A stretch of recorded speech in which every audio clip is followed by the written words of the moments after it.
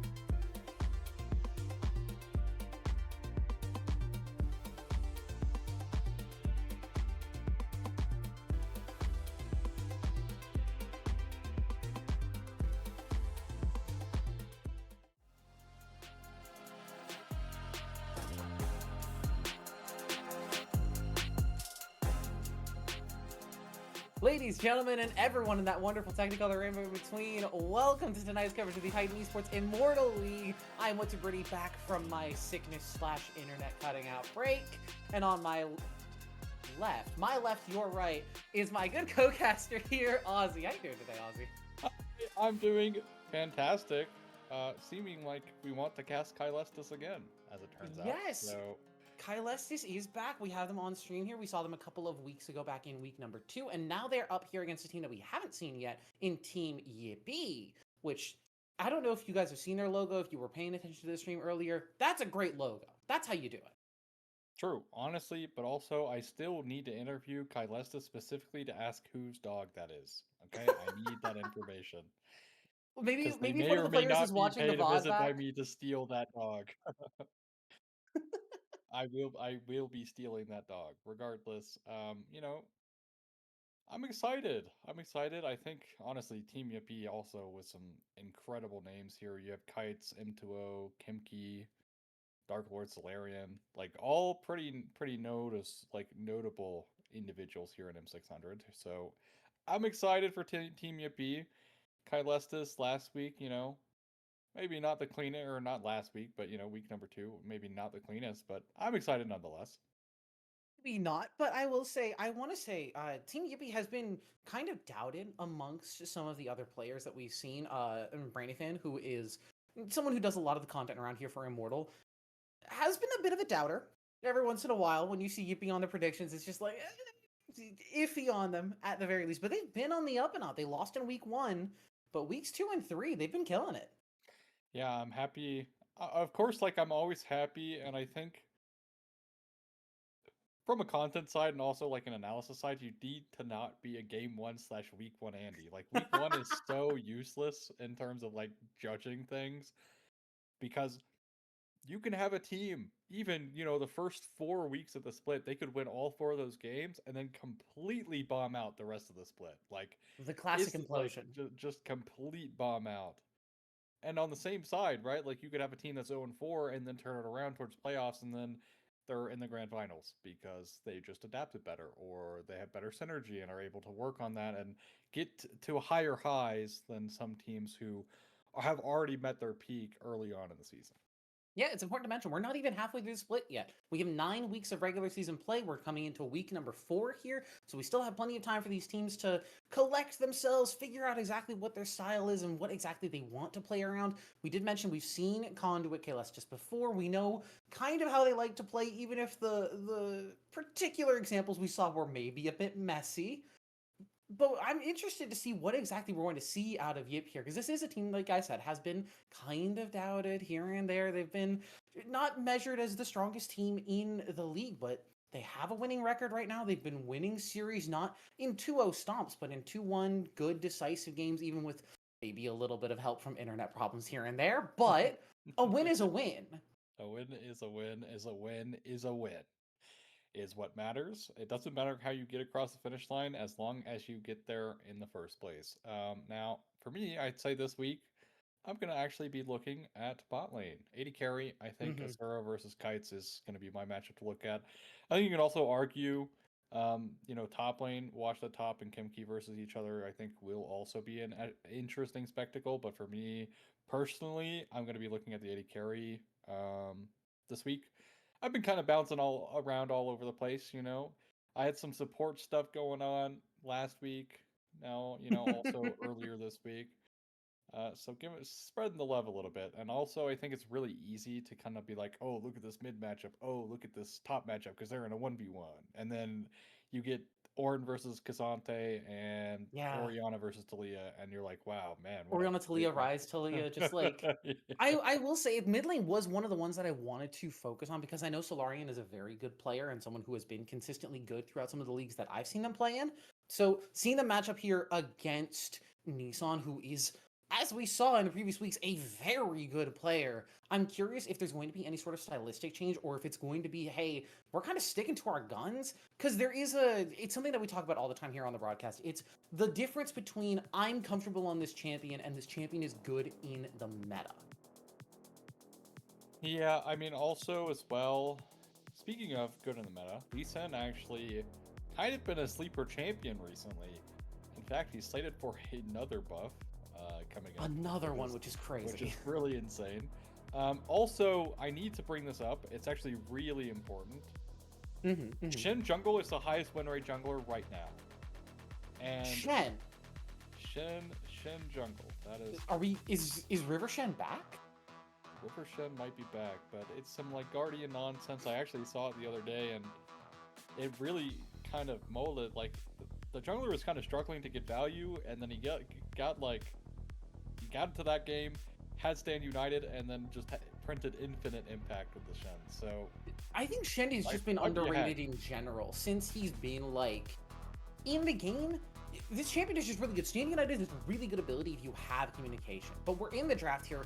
Already some of those champions that we talked about out of the way. Ryze, Orianna, Lee Sin, you already mentioned. Varus, one of the strongest top lane, bottom laners in the game. And Bessa, who recently got jungle buffs, all out alongside that Karma. It is going to leave up the Zhen as a potential flex first pick here for Team Yippie, though. Yeah, I mean, also, Zahungle rising in priority, shockingly. So now can you get value? You still have Nico, Rumble available. Rumble, just an oh-so-great top laner, will make Zahen's life really difficult. Yunara, second best AD carry, still very good. Of course, is getting nerfed next patch. Just is so getting we're nerfed aware. and does also have her counters. I think she does still kind of struggle with range if she doesn't have a support who can engage with her.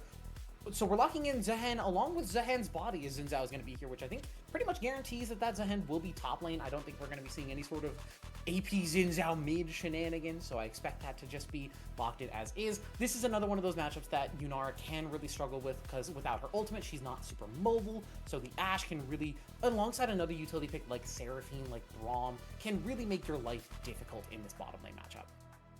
Yeah, we'll see what Conduit Kylestis choose to ban. I'd imagine it's going to at least be Seraphine. If it should honestly be both, in my opinion, unless they're going to angle to pick Braum here. Because I think Yunara's pretty actually good with Braum because of how your Q works. It's an auto-attack reset, so you can actually proc the concussive blows really quickly. But at the same time, if you don't want to get counterpicked like they pick some Enchanter, right, it will be Bard, so still some Braum potential here. That was one of his counters as well. It does feel like they want to pick the Braum, and it does have good value into the Ashe. There has been a support champion that has been, I think, sneaking under the radar for his entire existence. This champion is really, really good. Point and click, speed up, slow down, the cooldown reset, the revival ultimate. Zilean is just really good, and I think he's just kind of been criminally underpicked. I wouldn't be shocked if that was like, okay, we don't have Seraphine, we need something that matches well with Ashe's utility, give us a Zilean. You know, the initial, like, speaking of, yeah, thinking of the, the initial meme about Riot's inability to nerf champions that are just super overpowered, but underpicked, comes from Zilean, as it turns out. Yeah. Because no one plays this champ, but the champ is just insane. You have so much utility. As it turns out, move speed is a really important stat, and being able to point and click slow someone for 80% of their move speed is pretty insane. Mel coming through here as the matchup into the Ahri, which will be a little bit interesting. Knock down the charm, really knock down the arrow, footing, knock a down the little bombs. It's the transition from the low cooldown spammy mage into fish for a pick and burst mage that I think has been kind of difficult for her to navigate since her kit got reworked, because it really is designed around stack up the passive, build up the stacks, get the execute on someone with the ultimate over the course of a long team fight. But now she's really been front loaded, I think, with her Q damage, especially just trying to get the radiant volley down for as much damage front loaded as possible and just blow somebody up with it. Yeah, I think as well, right? Mel is also getting buffed next patch because she really hasn't been performing. Not surprised, but still, I think Conduit Kylestis here with an interesting pick. They have the counter matchup here into the Xin Zhao with the Jax. Although, I kind of feel like the Rumble is not going to have that much value. They didn't really pick their team around it. They kind of picked the Rumble just for the matchup at top lane, but that's okay. They don't have the cooking pot. You know, you don't need that, like, you don't need it as long as you can, position your Rumble correctly, right? Like, one of the hardest parts of the champion is actually utilizing the equalizer to great effect in team fights. It has nothing to do with, like, Of course, it is also heat management, right? You have to heat manage, which is the hardest thing about him, especially in your lane phase. But specifically looking at team fights, right? His biggest value and also his hardest thing is his equalizer, right? So if you miss it, you're really struggling to find impact. If you get a good one, you're having great impact. And this go around won't necessarily have the best team to help him set that up, but you can still find angles nonetheless. Pretty hard slash immobile bot lane here. Of course, you do have the move speed, but equalizer slows on its own, so that might be an issue. We are hearing that they had an issue with draft, so they are going to be remaking it. It shouldn't delay our get into game by too much, but we are going to have a little bit of extra time here to talk about the draft in particular. I would say, I think your point about Rumble is 100% correct. The fact that we see even professional top laners still kind of struggling with getting perfect value out of the Rumble every time you see those, oh, it was off by like a couple pixels here and there, and that meant the enemy team could just walk out pretty much for free. Sometimes you have to just like know that you're gonna kind of whiff the ult, which is why picking it with things like Jarvan makes it really easy. Jarvan hits 2 people with his ultimate. Hey, lay down the red carpet, like the LCK casters say, make the hot pot. It's really easy to do. But on its own, I think there is going to be a little bit of a struggle. You're going to be relying on a good Glacial Fissure, maybe a good Counter-Strike from Mellow to make sure that you can actually get the engage off and get all the value out of that equalizer. Also, looking at Conduit's team, disregarding some Rumble issues here that could happen, they don't really have a great go button. There's really kind of nothing there. It's Glacial Fissure, which is not the best go button. They also nerfed this button because it was too good as a go button as well. They made it a longer cooldown because it was too good. Braum is not intended to be an engaged support, which is why they are really trying to dial that back in. It was too good. It got nerfed. But you're looking right, a Counter-Strike. Maybe the Glacial Fissure is your best options here for the side of Conduit Kylestas as well. But you're also looking at Team Yippie. They have things like the Enchanted Crystal Arrow to get things going. Xin Zhao can always find a knock-up target if he can go in. Ari Charm is it's a lot of single target pick. They have, and I wouldn't say it's a great teamfight engage, but if they're playing the brushes, if they're playing the vision game, Arrow comes out of fog and catches you, the rest of the CC that follows up is going to be really, really easy to land. Yeah, I mean, as well as Xin Zhao as well, you do have the ability to knock somebody up, right? You can stack that up off of anything. A lot of people just get psyop, it's going to go away. They'll stack it up off a ward, and then it lasts so long. Oh yeah. That you'll walk back in thinking it's gone. It's not gone because the visual isn't very clear. Even though you can, by the way, if you don't know this and you play against Xin Zhao a lot because he's a very consistent jungler, just left click on him and it's in his buff bar. You can see how many times it's stacked up, and B, you can also see when it's active. So if you can't see the visual for it on a champion, just click and look at the buff bar in the top left of your screen. You can see exactly what how long that duration is going to last. But there's some little bit of tidbit helpful information here for you from your color caster on the desk. I do think that's really good advice for a lot of champions, actually. You can tell when Jack's passive start falling off. You can tell when Rumble's heat starts coming down if you can't see the bar fully. You can tell when Ashe Q is about to start falling off, so you can go back for a trade before it's fully stacked. You can see the Ahri passive stack, so you know when she's getting a heal. That buff bar contains a lot of useful information, and players really should be using it more often. It's just kind of in the heat of the moment. It's difficult to be like, I should check the buff bar right now by left-clicking on the enemy champion and taking a pause on the rest of the game to check everything. But this is what separates the good players from the great. The ability, you see Faker tabbing between his different teammates on the F keys and spamming tab to get as much information as possible. You have to be able to absorb that information quickly and be able to register exactly what's going on as quickly as possible. Yeah, I mean, of course, really hard, as you said, so don't be disappointed if it doesn't work out for you, but it is a hard thing to learn. But of course, as you mentioned, plenty of things you can see on the buff bar. It's actually really important. One of the most underutilized and under-talked about things is simply click on the enemy champion, look at their buff bar. It gives you so much information. It'll tell you what items they have, it'll tell you, their buffs, etc. So, Broke is hitting tab, Woke is clicking on the enemy champion. That's right. That's right. Tab can be deceitful because, like, looking at like CS leads, especially if your opponent is like 5 CS up on you, you might think you're behind. But hey, maybe the like 10 CS that they're up on you, like half of those are cannon minions that you actually got, and the gold lead's a lot closer than you expected to be. There's a reason why a lot of the information that we get to see as casters and as spectators is hidden from the players.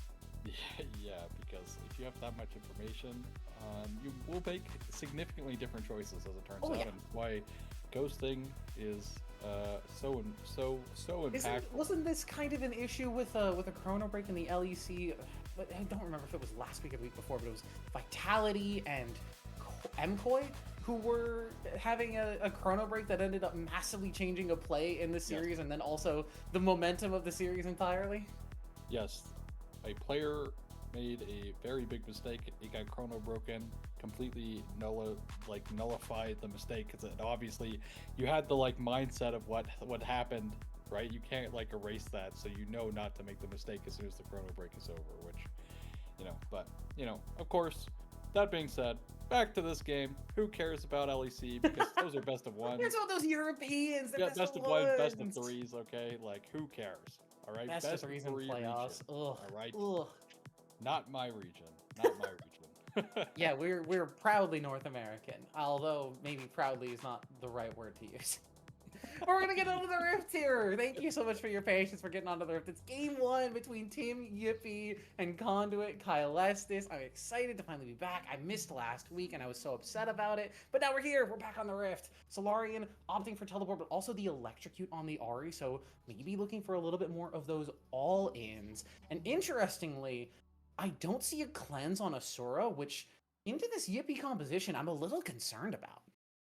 Actually, oh my goodness, stay behind me, actually taking a lot of poke damage there. As actually we see something that's been kind of a teched into thing from mid laners, is because push control has been so important in bot lane the last 3 seasons. Now that you don't get to do anything level 1, mid laners have actually been able to walk down bot lane and kind of pseudo gank out the bot lane for bush control for their team.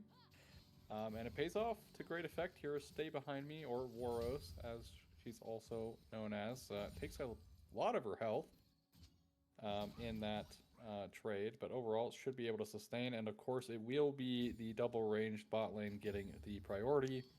Okay. Ash also pretty impressive early levels, so even if she was with like an engaged support, still would have been pretty rough here for Conduit.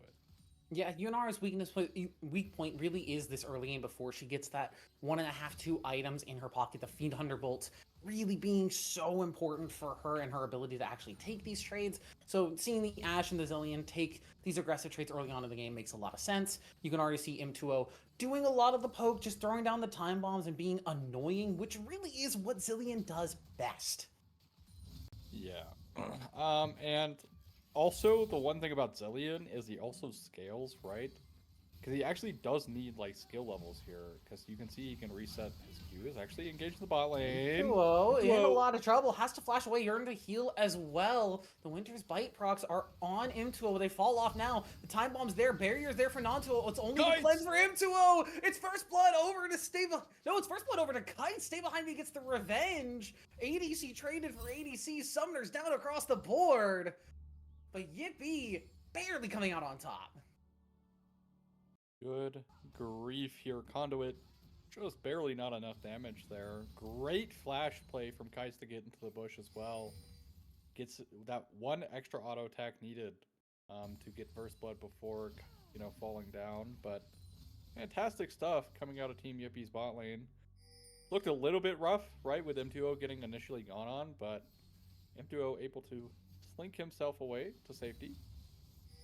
As Nissan here in this mid lane, doing quite well in the CS department into the Ahri, which with the Mel passive, that's something that's been really good for her, is being able to, execute minions. So, yeah, remember back in the day when Collector just let you execute anything? Oh my god. And AD carries just got it for farming. No. Kite's potentially in trouble. Doesn't spot out that ward. I don't see any pings on it, so that is going to go unspotted for now, but luckily not falling victim to Mellow here in the jungle. Saw that Hawkshot being used, so they will spot out the Jax on this bottom side of the map. Junglers have traded for Scuttles. the big thing that I think has happened this patch has been the importance of the second scuttle, allowing junglers to get to level 6. So wherever that second scuttle crab spawns, I expect to see a lot of pressure and a lot of team play around it. Well, lane gank being looked at here by Dark Lord. Kites Dark gets Lord stunned up wants though. in. Nanto walks away from the stun. Kai's just needs one more auto. Gets taken down. Nanto should fall in response. With Dark Lord in the area, this should just be an easy walk down. Stay behind me. She's got no hops. She's got no flash. She's got no heal. Double kill over to Dark Lord, and the Xin Zhao is online. A great gank here from Dark Lord. As well as, honestly, underrated bait there from Kites. I mean, does ultimately go down, so maybe not the most ideal thing, but it's still a double kill over to your jungler who is already in a counter pick matchup, so him getting ahead early will help alleviate that a little bit as, you know, now this poor Yunara is 1 and 2 in the spot lane and is also on a cold purchase. So basically this Ashe with the Yunara is essentially exactly even, which for the Ashe, especially with how the bot lane has been going, is actually kind of happy because, of course, the woes here for Conduit Kylestis is actually going to get worse once Zillion gets more levels here. And with no cleanse on Asura, this will mean that Kites, when he gets that ultimate unlocked, might actually just be able to straight up burst him through it if they can layer their CC with the double bomb from Imtuo. Yeah, the CC I think really is going to be the issue. I wonder if we will end up seeing maybe an early QSS or even a Mikhail's pickup from Stay Behind Me. Support builds have kind of been a little up in the air since Mana Pipes got touched down a little bit. It got a little tap of a nerf, with Redemption getting changed more towards a AP heal item instead of just a HP heal item. The first item for supports is kind of up in the air now. I often like, especially in these Ashe matchups, building for that first item Mikhail's just to kind of make them mad. I do it as more of a tilt thing than anything else, but like getting the perfect cleanse on an arrow just feels so good. Yeah, I would have to agree. I think honestly, just perfect cleansing, like Captain Jacking anything feels so nice. But Mello will pick up the first Drake of the game. Will be the Infernal Drake. Also will pick up the spot lane Scuttle Crab. So Mello not doing necessarily too bad. Although I do think there was a missed opportunity there on a flashless Kites earlier when he had the ward over the bush, but team wasn't necessarily there and able to help him out. So overall, game kind of slower here, which is appreciated despite the bloodbath in bot lane. Everywhere else been kind of chilling. 400 gold lead here for Team Yippie, who, you know, I'm sure are shouting Yippie, which I'd imagine that gold lead is actually in the jungle. As Triforce coming through for the Jax, not abnormal. Also, the Sundered Sky being purchased here by Dark Lord, which, you know, pretty abnormal. Definitely not the best bruiser item in the game Yeah, for surely not. multiple patches in a row. For the season and a half at this point, let's be fair, this item's really good. I do also want to point out, while we're talking about itemization, Watch That Top opting for the early Oblivion Orb, I think is a great call, depending on what they end up building as a second item. I don't want to see Morello as even like a third item in this build path. I just want to see you sit on that Oblivion Orb for as long as you can, because you see the R, you see even Zillion, as long as that anti-heal stays on, it will affect the amount of HP you come out of ulti with, as it is technically a heal.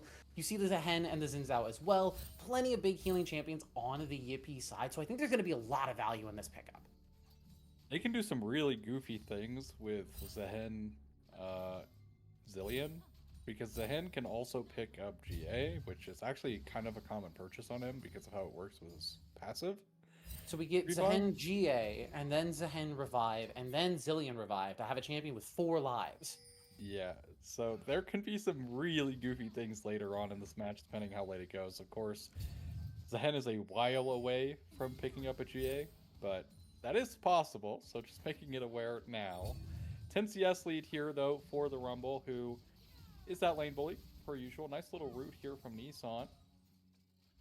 Not gonna lead into any sort of a kill, but you see, again, Mel's more changed style of play. She is more of a burst mage now. She's not trying to just poke out. She's just trying to take chunks, as Asura's actually potentially looking for an engage here, just walking forward with that level 6 advantage, but now that Imtuo also has it, they're gonna be forced to walk away. Yeah, not able to really find too much. Imtuo is, of course, level 6. Boros utilizing the push here. still has a little time to get there. Does finally ding that level 6, so the Glacial Fissure is now online. And now you see M2O and Kites playing that little bit more passive, not wanting to step too far forward, because while the Zillion ulti is good, he's still missing out on DPS time while you're reviving, so little column A, little column B of how good it actually can be in the 2v2. I expect that we'll probably see some jungle pressure come down here eventually. Maybe Dark Lord makes a return as they're on the bottom side of the map. But we do see Mellow kind of just continuing to farm this out, maintaining their CS lead in the top side, or maintaining their CS lead in the jungle as they take the 2 grubs that were left over as Dark Lord took the 1, walked away, as that's all you get like the bonus XP for. That seems to be the new meta for the grubs. Just take 1 and walk away. We're literally repeating when grubs got released. If you recall, you take the first one and then just walk away because it wasn't worth it. But now, you know, we have returned, of course, full cyclical here. You know, It's like poetry, it rhymes. Of course, you know, Jin would be happy for sure. Jin would for sure be happy with this. MC taking a little bit of damage here. Watch the top. In the Rumble matchup, you should be kind of bullying out the Zehen, even if they do get the early MR. The percent health damage that Flame Spitter does, alongside the Magic Resist Shred from those missiles, doing a lot. The Maw Shield already eaten up. The Hexdrinker Shield taken out early, and even with a tower shot, Watch at top is still heftily taking advantage of these traits. Yeah, I mean, it is just the Rumble being a lane menace towards these melee champions, especially the champions that rely on sustain, because of the ability to build Oblivion Orb early, and because the base damage from Rumble is so good. If you recall, a long time ago, the most common purchase on his first back was actually Sork Shoes, being the first, because he just does for the so flat much base damage. Yeah, just does so much base damage that you don't really need a whole lot of AP. Pause coming through, as Kimki might be struggling in the ping department there, or the disconnection department as he DCs, but back on to the Rumble. Yeah. Hopefully those pause won't be too long. We I get a hope second so. we get a second to breathe and talk about the state of the game, because while the CS lead, I want to bring it back to jungle a little bit, because while the CS lead is in favor of Mellow, those 2 kills going over to Dark Lord should even that out at the very least, or make it at the very least a little bit more equalized in terms of the XP differential and especially the gold differential between the 2 of them. You see them both already on their first items, first champions in the game to have those first items. I feel like junglers should really just stop complaining about their role being bad. Look, you guys are getting your first items first. You guys have to be good. True. That's how it works, right? You get your first item first, and you're the True. best champion on the Rift, Yeah, right? you just have to be good. Also, I do find it funny, of course, like you have like the 2 biggest complainers of Kimki will be reconnected. Yeah, nice. Now, Pause so not that's too nice. long. We'd love to see it. But that being said, the 2 biggest complainers on the Rift are junglers and AD carries, which Oh yeah, par for the course. You know, par for the course. I used to jungle, then I swapped AD carries. So what does that say about me? Who knows? that Regardless, says you like to complain. I think is what I hear in that. that's probably true. That is. I used to be a top true. laner, and now I'm a support. What does that say about me? Well, you know, sometimes you like to be supportive. Other times you like to be the one in control. You know, that's kind of just how it is. But we're back to the Rift now, as in the spot lane. Things have actually kind of cooled down since the initial. Waros not having nearly as bad of a time as I would have suspected here from the Zillion. M2O being a bit more respectful on the Zillion than I think really needs to be, but we are going to see a potential fight over the second Drake.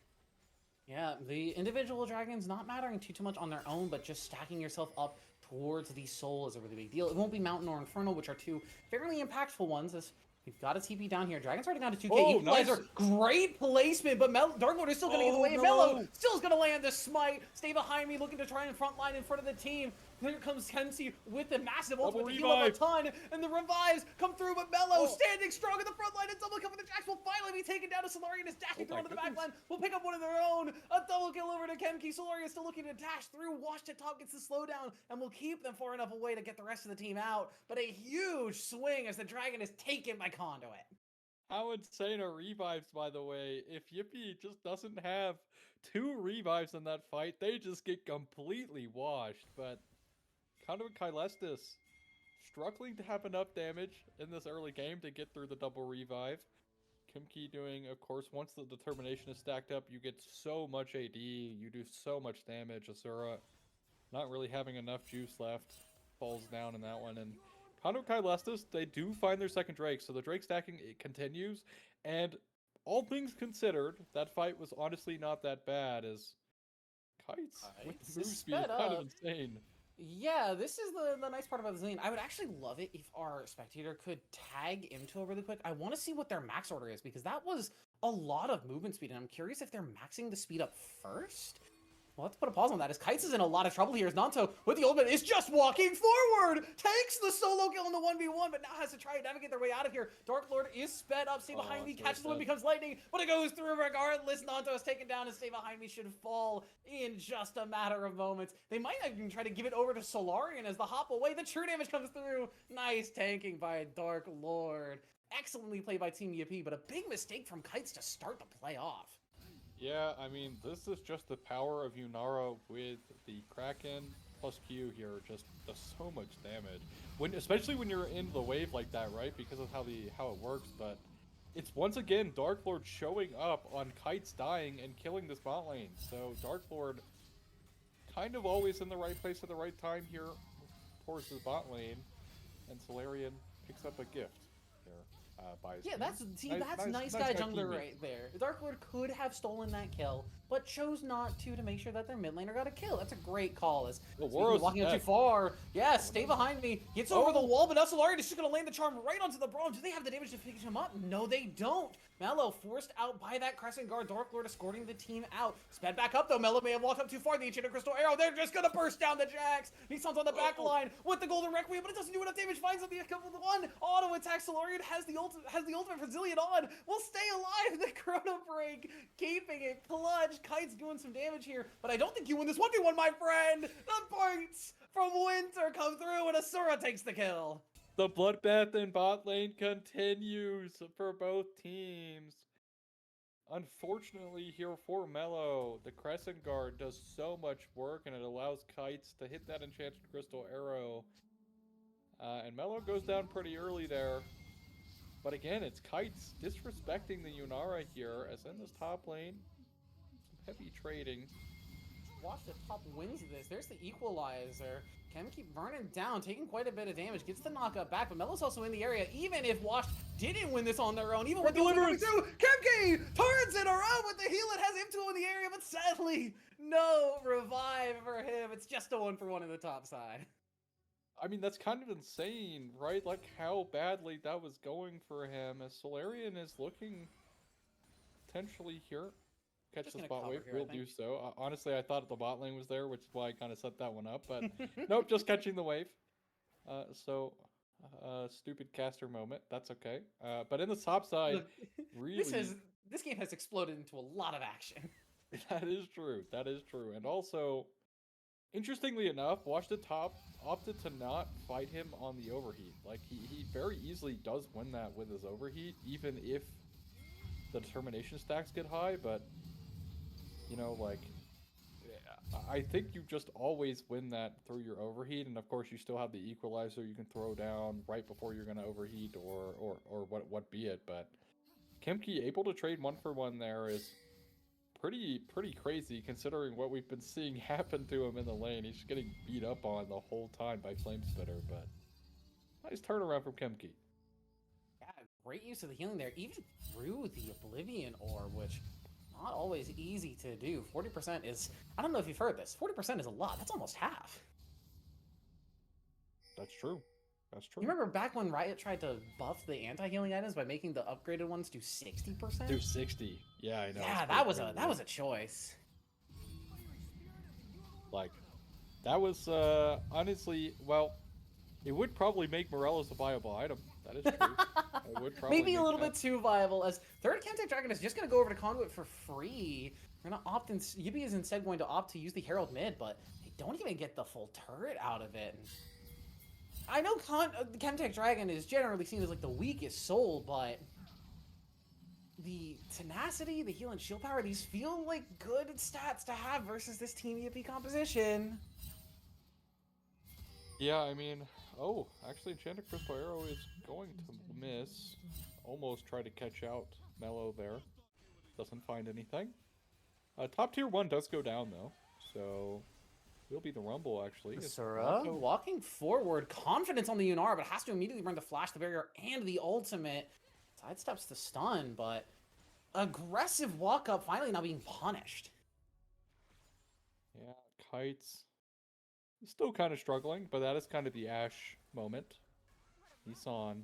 Maybe a bit of trouble here. Solarian looking to wait out that rebuttal. The charm is going to be flashed away from beautifully timed. No Solarian gets executed. The overwhelm tears him apart. Nissan, nice flash as well, and landing the like fadeaway Q into the ult, just perfect.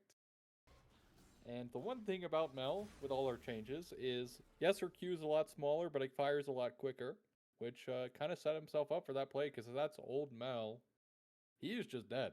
He does not do, he doesn't get the Q off before to even allow him to channel the ult there, but really well played here from Nissan in the bot lane, and both of these teams very evenly matched now, as Asura with the Fiend Hunter bolts continues to at least be a menace towards this Ashe. Not really had the impact elsewhere, but at the very least, the 1v1 against Ashe has been kind of keeping Asura into this game, right? Like, if Asura isn't able to like find multiple solo kills essentially onto the Ashe, he's in a much worse state here. Asura and Chinook Asura is available. Stay behind me is going to take it, but that shield is not going in the right direction. Flashes away, but that just leaves Asura all on there. Lonesome M2O is going to pick up that kill. Stay behind me, tanky enough to just walk away. Mello may be looking for a potential engage, but Kites has the cleanse, instantly gets away from the counter strike, and now Mello's the one in trouble. The equalizer's good, but where's the damage? It's just not enough. Dark Lord with the Crescent Guard tanks it up fully, and Kites stand strong.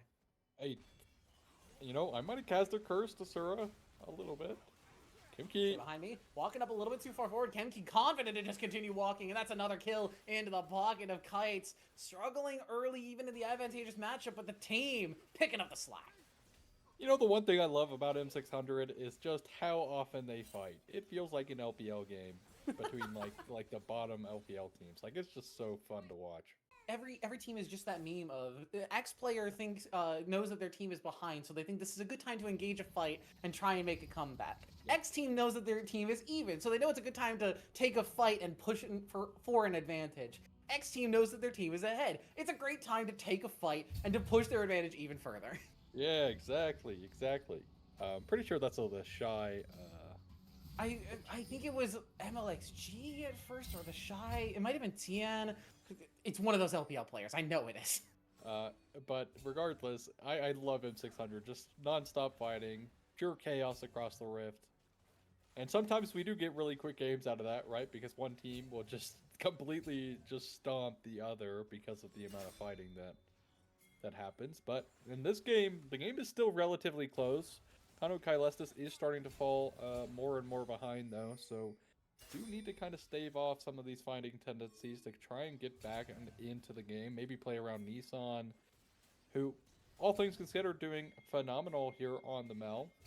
Also, I think the equalizers have been pretty good from wash to top. The only issue is you just need to get through the HP bars, and it's multiple of those thanks to the Zillion. And if you're specifically targeting down these ahead, if he's max stacks on the determination, it's going to be a little bit difficult here. 40 seconds to soul.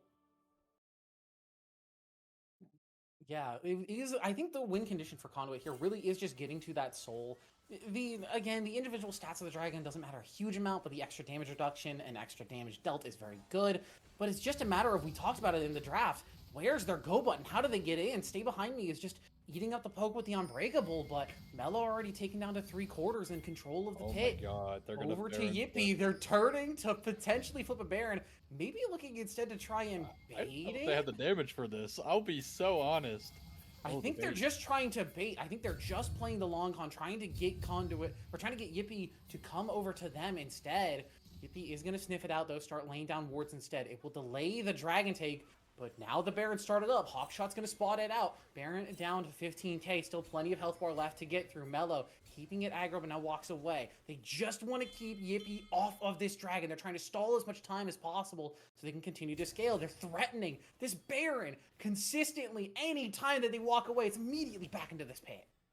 Yeah, the one issue here as well is, from you know, Conduit is, they're the ones losing, right? Like, look at their waves. Like, they are losing out So the time they're wasting here is actually time wasted for themselves. As now They potential have to make fight a call. brewing. Stay Look behind at me. the wraparound He's though. gonna eat the stun, eat the charm. He's got the unbreakable love, so she's gonna be just fine. Into the Oh, back line goes Kemki. equalizer. Do they have the damage to actually take her down? Stay behind me. Staying alive long enough, but does finally get taken down. Kemki will be the next target, but it has that determination. Will revive. Kites burns down, but the chrono shift is already there. The health bar is just too damn strong for Yippie. No, Suro does pick up one in response, and now maybe he's gonna look to go wide, but 4v2. How much do you have left in the tank? You got nothing left at all. Solarian picks it up, and Yippie maintain their control of this game 1.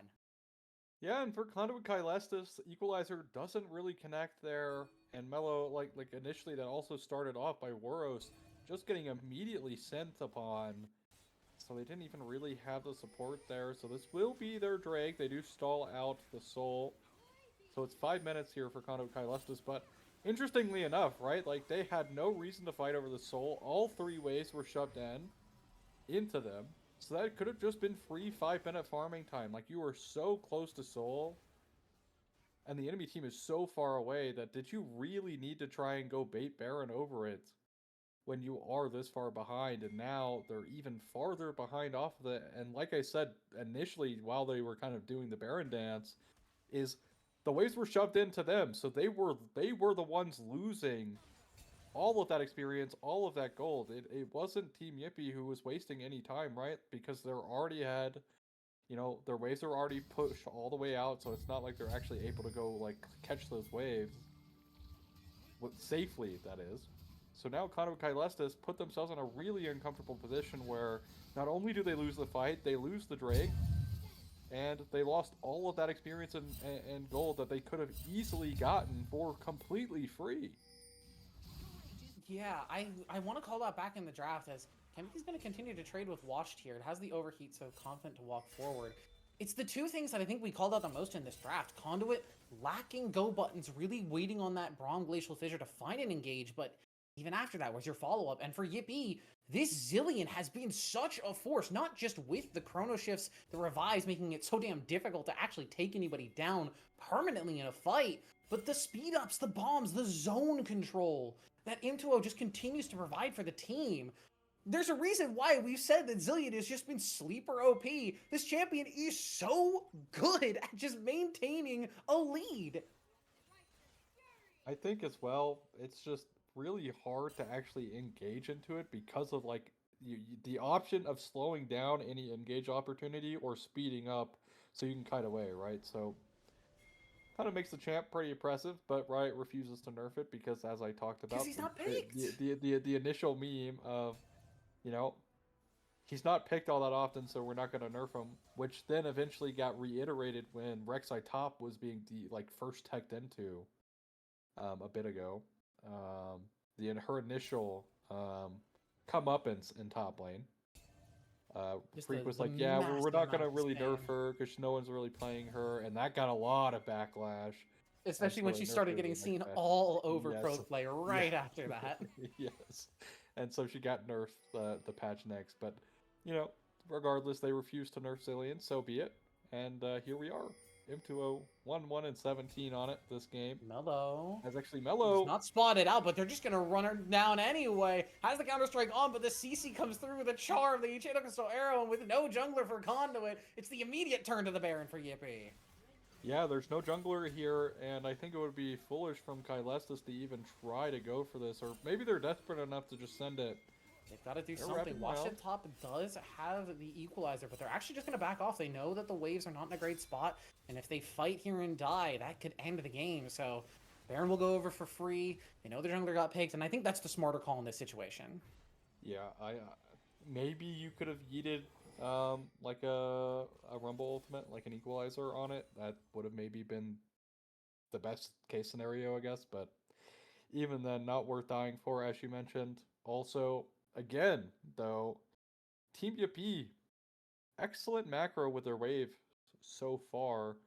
In fact, Kimki was actually pushing bot lane the entire time and was able to take not only the bot tier 1, but also shoves in that entire wave around that bot tier 2. So, again, it's the gold and experience lead from pure minion macro here from Yippie that is also biting Conduit quite a bit. Nice slow coming through from M2O though, and won't find anything more than that. So just a bit of an annoyance.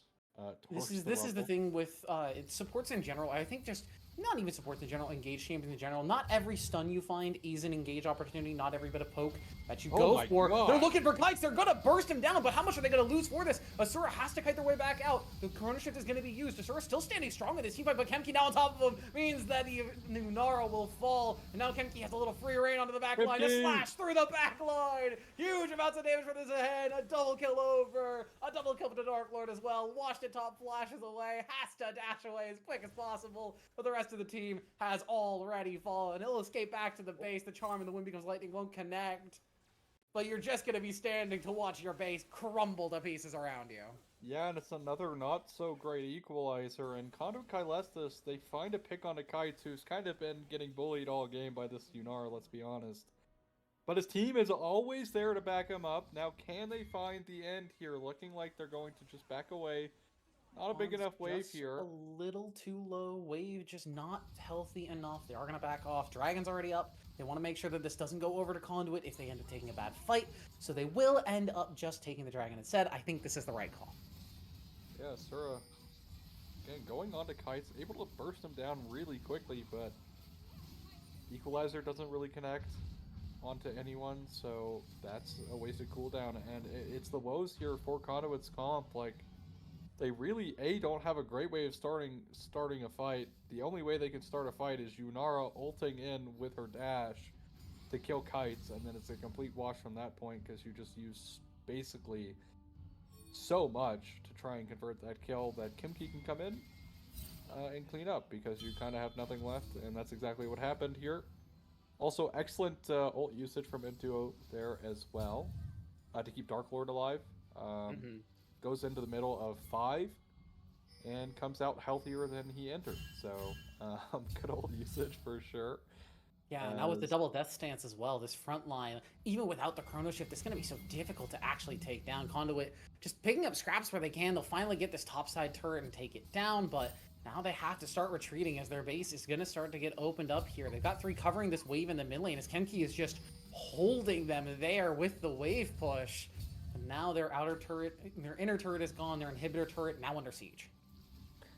Yeah.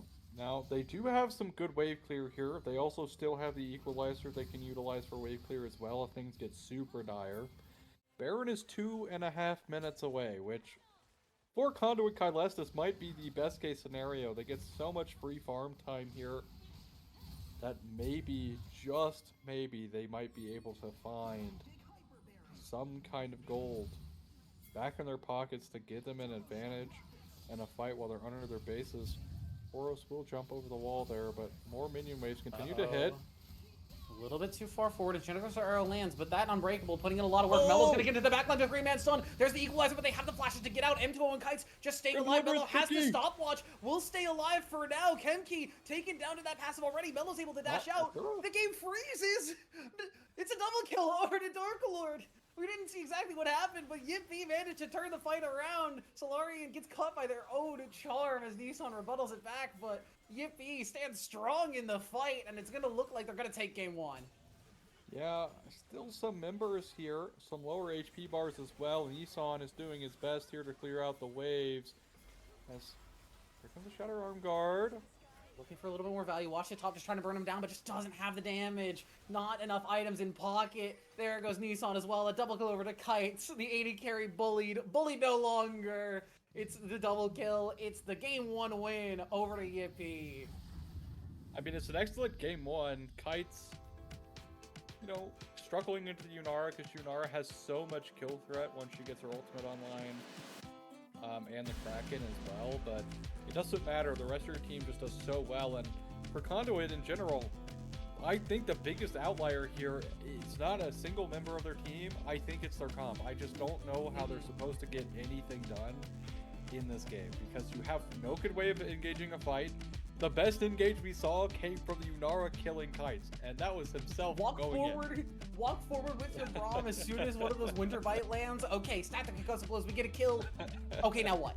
And then they how die. do we, yeah, because then you immediately get turned on because Team Yippie picked for a little bit more consistency of the composition. They had not only engage, but counter engage. They had the Enchanted Crystal Arrow. They had the charms from Solarian, who had a great game, by the way. We were talking a lot about Kemki and a lot about even Asura, who had a great game on the Yunara outside of maybe a little happy moments here. But Solarian, 5-1-9, 14 KDA, about 50% KP. That's pretty darn good for your mid laner. You're happy to see that. Yeah, I mean, I'd love to see it. I think also, unfortunately for Nissan here, just not really able to do much on the Mel. It's not the fault of the champ or the player. I think Nissan had a great Mel game this game. Mm-hmm. It's just, how do you even go about playing the game? Like, you just get run over. How do you play into like, this comp? Like you just get run over. You honestly, you know, Braum is kind of this like kind of disengaged, kind of engaged, kind of right on the line champion, but really good at peeling, right? Because of the concussive blows stacking up. But at the end of the day, right, if they're running through the Braum, then they're just going to run through your whole team. And that's exactly what they did. They had multiple ways of running through the Braum this game. Zahen always can go in with the Kempsey on this deliverance, Zahen right? was killer. I think if I had to pick an MVP for this team, if it's not Imtuo, who had a fantastic game on that Zillion, it's Kempsey on this Zahen, who just, once they started not losing top, they just kind of took the game over. Yeah, I mean, that as well, right, is Washed as top, you know, does a lot of damage here, and I think, crucially, equalizers are hard to hit. We mentioned that a lot in the draft, and you talked about pro play. Well, also in pro play, they're drafting things around it, like the Wukong, the J4, Wukongs, the like you Jarvans, mentioned, they've right? got a Like, little bit more that they can even give like for it. Nico, right? Like Nico, who was open this Something game, with some AoE also CC, yeah.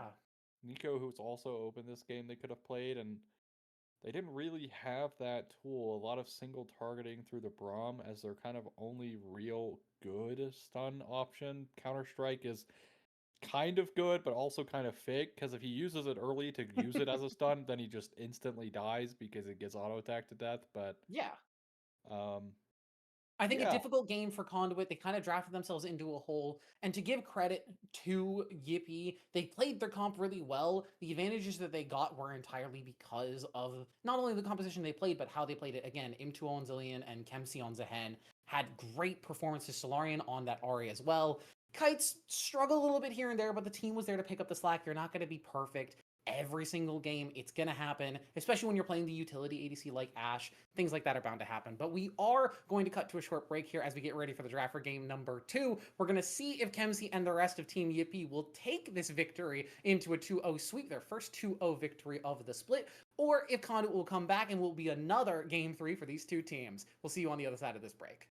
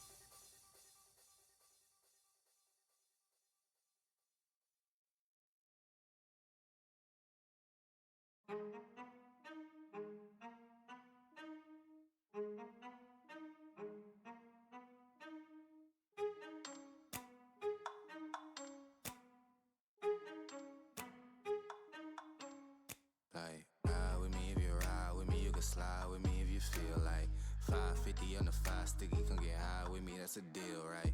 Ride with me if you ride with me, you can slide with me if you feel like 550 on the 5 sticky, come get high with me, that's a deal, right? That's a deal, right? That's a bet, right? That's a bet, right? That's a deal, right? That's a deal, right? That's a bet, right? That's a deal, right? That's a deal, right? That's a bet, right? That's a deal, right? That's a deal, right? Ay, coming down like precipitation. I ain't never met a limitation. Hate applying my elimination. Gotta go to Google for the information. I'm a superstar, so I gotta shine. Top dollar be the bottom line. Bottom feeding niggas out of line. Turn your heart rate to a dotted line. Yeah, my zodiac probably dollar sign. Got the energy to win it, my nigga, I'm feeling great. Got a day with destiny, focusing on my fate. I don't give a fuck what you rapping, you been a fake. I'm everything that they ain't, it can't be, it won't be. Wanna see me fall, I can't go, I won't leave. Coming from the block with plain clothes and police. Straight up to the top with bankrolls and rollies. Ride with me if you ride with me, you can slide with me if you feel like 550 on the 5 sticky, come get high with me, that's a deal, right? Ride with me if you ride with me, you can slide with me if you feel like 550 on the 5 sticky, come get high with me, that's a deal, right? That's a deal, right? That's a bet, right? That's a bet, right? That's a deal, right? That's a deal, right? That's a bet, right? That's a deal, right? That's a deal, right? That's a bet, right? That's a deal, right? That's a deal, right? Ay, 12 can't really stop shit, so I'm still pushing like a mosh pit. Ice dripping, think I'm hot shit. In a yellow bucket with the mop stick. I've been jugging jams like wholesale. Everything must go sell. Hitting bitches with the oh well. Need 100 million on the low scale. On my worst night, I'm the best nigga. Wouldn't mess with you, couldn't cap to him. Homie spotted me like 700, brought 1100 right back to him. If I can't do it, then it ain't real. I just make dollars, I don't make deals. I've been going hard in the paint, still blowing cush clouds till I can't feel like. Ride with me if you ride with me, you can slide with me if you feel like 550 on the 5 sticky, come get high with me, that's a deal, right? Ride with me if you ride with me, you can slide with me if you feel like 550 on the 5 sticky, come get high with me, that's a deal, right? That's a deal, right? That's a bet, right? That's a bet, right? That's a deal, right? That's a deal, right? That's a bet, right? That's a deal, right? That's a deal, right? That's a bet, right? That's a deal, right? That's a deal, right?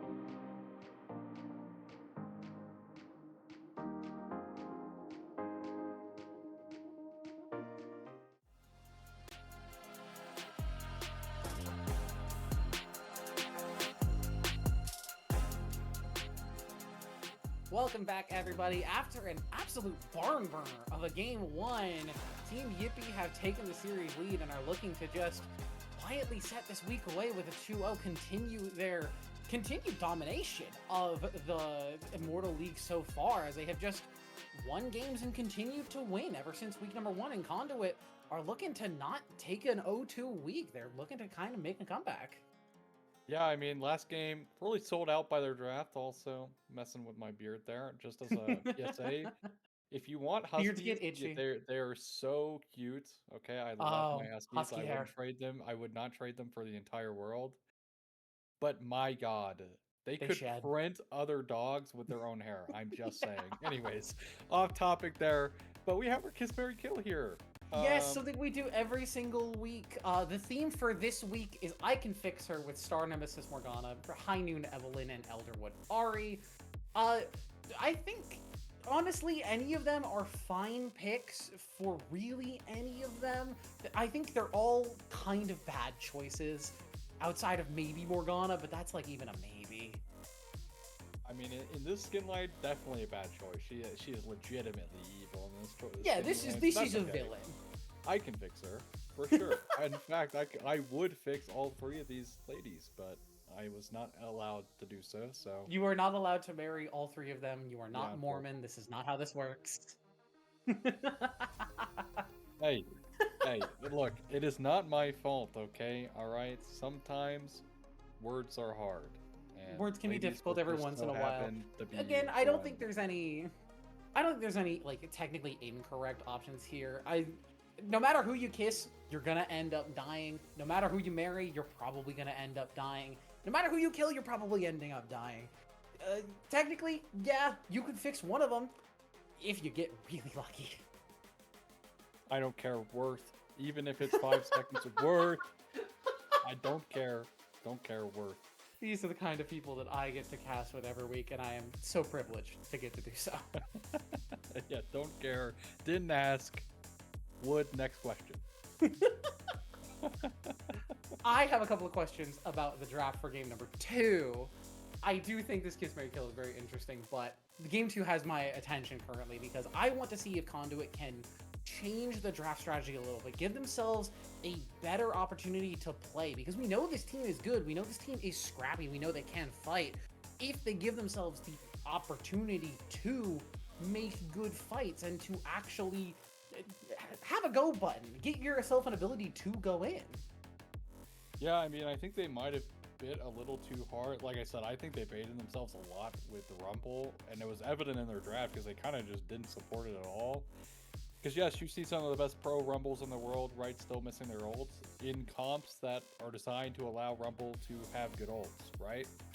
Because they draft around Rumble, yes. you know, being a hard like factor in their comp. But here, we didn't really see that from Conduit Kailastis, but they are on the blue side, opting for something a bit different this go around, which is always nice, especially after not a game that goes in your favor. And I think blue side is usually the preferred side for majority of teams. And Bessa has been a staple in M600 in general. Her flexibility between the jungle and top lane. Less jungle now that she got nerfed, but also specifically for top laners, she's so good. She has a great engage tool with public execution to get yourself on the back line. You also have just an absurd amount of damage. You also counter some of the tanks in the top lane, Sion most notably. So with Ambessa out, and with also I think Zehen and Rumble out, Sion priority does kind of jump up a little bit in my mind. There are still things like Gwen that can counterpick it, so there are potential issues with that, like being your first blind pick. I don't know if you want to just throw out the Sion and then get drafted into 5 in absolute tank shredders. One pick that I've been looking for, I don't think we're going to see it in this particular series, but I have been predicting since this patch came out that Graves Top will be making a comeback in one form or another. The tank stats that you get on his E getting buffed is so huge for him. I'm going to keep my eye out for that as we continue through this, the season. But for now, Varus makes it through the draft, so Conduit is just going to snap that up first pick and get a great AD carry and a flexible potential top laner for that first pick. Hey, Orianna also snakes her way through the draft. So ours for Orianna trade. Excellent gambit here from Team Yippie, I believe. Banning the Rise is a bit interesting because Orianna actually does pretty well into the Rise. Especially early game, you just absolutely bully the Rise. But Still keeping that one banned away from Nissan, which again, sometimes dealing with Rise is a bit difficult, so I'm not too pressed. He's just kind of good right now, yeah. Karma also coming through. The blind pick Karma is really surprising to me. Without seeing the 80 carry, and especially knowing that you're playing versus Varus, who does very well with engaged supports, this feels like a bad matchup waiting to happen. I think even if you pick something like Caitlyn or like Civ or something that can just sort of wave clear or play long range, you're not having a fun time in this bottom lane. I think also interestingly picking the Karma into Varus, who itemizes Serpent's Fang really well because poke Varus is still meta as it turns out, and we'll see if the nerfs next patch make it not meta, but that's besides the point. Sivir will be the AD carry of choice here for Team Yippie, which will give them quite a bit of lane shove here. And also, you know, before Sivir was super popular, you know what she's getting picked into every single game that has showed up? Nautilus. Because she's such a good AD carry into the Nautilus. The Spell Shield, so good into Q. Great into his ultimate as well, so just overall insane. Also really good into Varus, being able to Spell Shield away the Chains of Corruption. Although, granted, it is going to be a bit hard because there's a lot of pressure on your Spell Shield from this lane, which is the one thing that you need to be mindful of. You also have to worry about things like, it's kind of like the Poppy problem, right? Steadfast Presence is a great button, but if you overload the button, it then becomes... You can only block so many things. I think, like you said, in a vacuum, Sivir versus Nautilus and Sivir versus Varus is a good matchup. But combining Sivir and Karma versus both Nautilus and Varus, I think now you've stepped into some trouble. Conduit are going to end up line picking that Scion as Yippie has saved counterpick the top side. They're actually going to take the Gwen away. This is going to be a Gwungle for Mellow to deny that counter pick for Yippie. I kind of like that. Yeah, I think also Gwen Jungle did get nerfed, so it's not as oppressive as it was because solo queue is just doing insane things. But with Dusk and Dawn, was able to do quite well, and should still be able to do that, just not to as great effect. But will be the Ornn coming through, so quite a bit of scaling here from Team Yippie. You know, of course, with the top lane quest, making Ornn kind of come back into the meta, especially in the grassroots leagues more often. You know, less pressure for people to pick Cassante because you can just pick Ornn, who is both much easier, and B, on top of that, you get value even if you're behind because of your ornaments, and you get those quicker now thanks to the top lane quest. Some good potential here from Yippie, although curious to see how this Pantheon is going to do. I think that's that was going to be my question mark. That was going to be my question mark for this draft. I like everything else. I wonder if there was maybe something like a Jarvan that they could have opted for instead. It's a little bit less damage, and their composition is a little damage lacking, but you're playing versus, I say fairly squishy, but then you also look at Nautilus and Scion as two of like the tankiest guys in the game. Difficult to play against if you don't have a ton of damage, so I can see why they feel the need for the Pantheon. I just wonder, with these kind of passive lanes, like Orianna, not really going to be like providing a ton of gank assist in the early game, or in early game will do fine versus Scion, but you don't want to put your pressure into the tank versus tank matchup top side. And in the bottom lane, your bottom lane is, they're either going to be under their tower or under the enemy tower, and either way, I think getting a gank off in that situation is kind of difficult for the Pantheon. Yeah, I think bot lane should have shove here, as you mentioned, but also on top of that, one thing that's going to be a struggle here is Nautilus doesn't have the best angles when he's shoved in. Typical hook champ issues is when you have a bunch of minions in front of you, it's really hard to hook. And because Gwen doesn't have a lot of CC, that might mean Gwen is not actually going to be able to punish this bot lane as hard. Granted, of course, barring player mistakes here on a draft level, right? Gwen might not be able to find these ganks early until Chains of Corruption comes online. Also, with the rise of Enchanter Karma being so good, tacking into Mikhail's early here for M2O will be a very important thing, I think. I expect to see Mikhail's either first or second item in this game. I think just the fact that all of their engage is either on Chains of Corruption or Nautilus kind of throwing his body into the team, or Scion throwing the body into the team. So if the engage doesn't work out, kind of just left on their own. I expect to see an early Mikhail's is what I'm saying. Yeah, I think early Mikhail's is, but See, I've been shocked. A lot of players have been like not going early Mikhails when they should.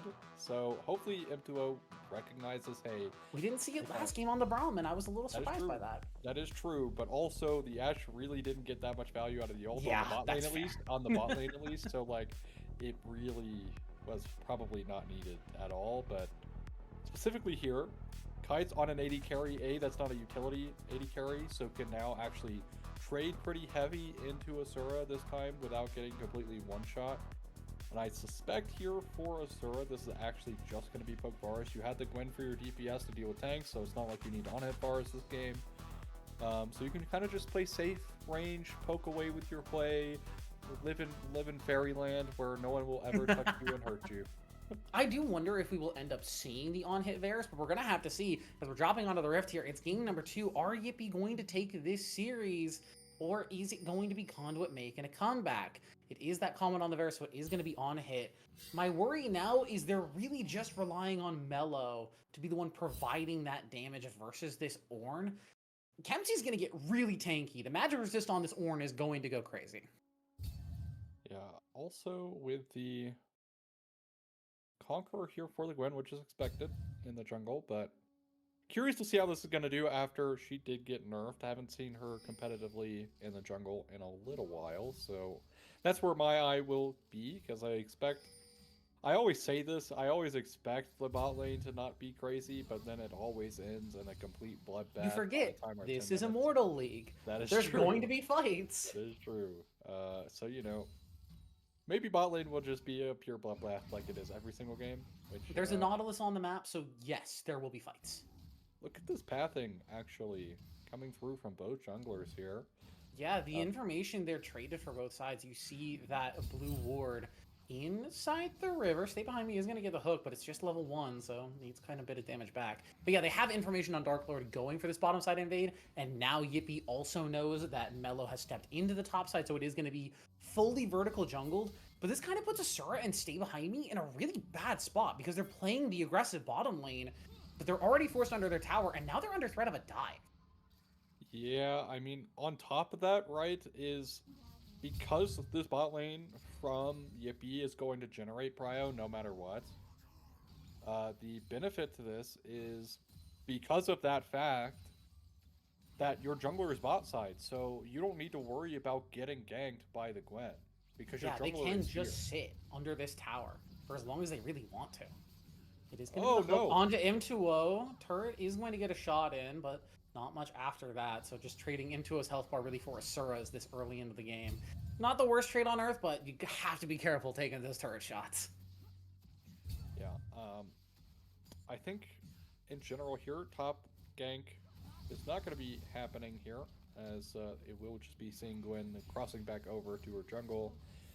But again, when you have a priority bot lane like this, stacking Drakes is much easier, right? In fact, we've been actually shifting back into a priority bot meta because of Drakes being as important as they are, because other objectives are just not as strong. Yeah, I was going to say, I don't know if it's the dragons being strong per se as much as it is the grubs and the herald being a lot weaker than they have been in the past. I think it's a little bit of both, right? Like, Drake has always been strong, so it's not like it got any stronger but also because things are weaker, it makes the value for Drake higher. So a little bit of both here, which is fine. But yeah, there is also the quest change that has made roaming support a lot more difficult. So bottom lanes have been more focused on 2v2, trying to play for lane domination, so your support can get that quest activated earlier. You can get them roaming faster, because having them leave lane earlier makes life kind of difficult, as Nissan is going to take a chunk of damage, but gets the trade back. Intuo going to get a root down here, but not much else. Something I actually appreciated from Intuo there was tucking into the wall so you deny the hook. Being even an option there. Nice little Dark Lord micro thing. But Dark Lord won't get the big chicken, which been unfortunate here for the Pantheon. He's actually down a camp. Yeah, he has to go get his own Raptor camp now to make sure that Mello doesn't just walk in and take it. Well, no matter what, he's actually just straight up down a camp here because of that. So, been unfortunate, because even when he picks this up, he'll be at 32. Gwen is getting her Raptors respawn. It will even out eventually here, for Dark Lord, but it won't be soon, which is a bit unfortunate here for him. He's going to hit his level 6 a little bit later than Gwen, which does hurt as a Pantheon, right? Like, you don't really get to have as much impact until your Grand Starfall is on, is available, and getting to that a little bit later is going to hurt a little bit, as Wash the Top is, doing some Scion things, scaling up with a Soul Furnace. Has the coal in inventory as well. That's right. I mean, if you know that you're not going to get ganked, and if you're just going to be trying to farm out the lane against this Ornn, why not pick up the coal? You shouldn't really be trading with him early anyway, as the brittle procs will do a ton of damage to you, even pre-level 6, and then once level 6 comes around, Call the Forge God is such a dangerous button for Ornn to actually be able to get on you. Washed is going to get that level 6 first, though, so Kemsey kind of put on the back foot for a second here. I think here... this will be... oh, Hook will miss in the bot lane, but Dark Lord looking to start up this Drake, so honestly, this kind of like vertical jungle has been really paying off for Team Yippie, because it allows this, bot lane here to maintain the priority that they get to have, right? Like the Karma Sivir, even when it's drafted, sometimes you see like they're uncomfortable to push forward because of the gank, but this vertical jungle is really allowing them to play the lane as great as possible here, as we actually see Imtuo showing off a cool little tech there on the Karma with your Mantra W, being able to heal off of the dragon. Oh yeah, it's great little tech there to actually be able to get that extra health back and stay in the lane for that little bit longer. I will say I'm kind of surprised that Conduit didn't try and fight back on this lane swap. Or not lane swap, I'm sorry. I'm thinking of lane swaps because that would be the other way you would beat double ranged as an engaged comp. You would just lane swap away from it, but with the quests, you can't do that anymore. I'm surprised that they didn't try to fight this vertical jungle anymore, because their bottom lane really is the strong point of their early game, but I suppose Mellow on the Gwen isn't going to be doing a lot of ganking anyway. So realistically, I think you're kind of okay with just letting the Sivir Karma take the early game, although I worry about how effective your Varus is going to be later in the game, because Poke Varus notoriously is not great at scaling. This top lane is so crazy that we are Ornn ulting ways. That is where you know what? Hell yeah. Hell yeah. If you're not going to be fighting, just push the wave. Train is called there in the top lane because he is using the choo-choo. Train the connector. best Ornn skin. There's going to be a shockwave in the mid lane and the Grand Starfall as well. Nissan in a lot of trouble. Doesn't have the flash. Doesn't have any escape. First blood over to Solarian on the Orianna.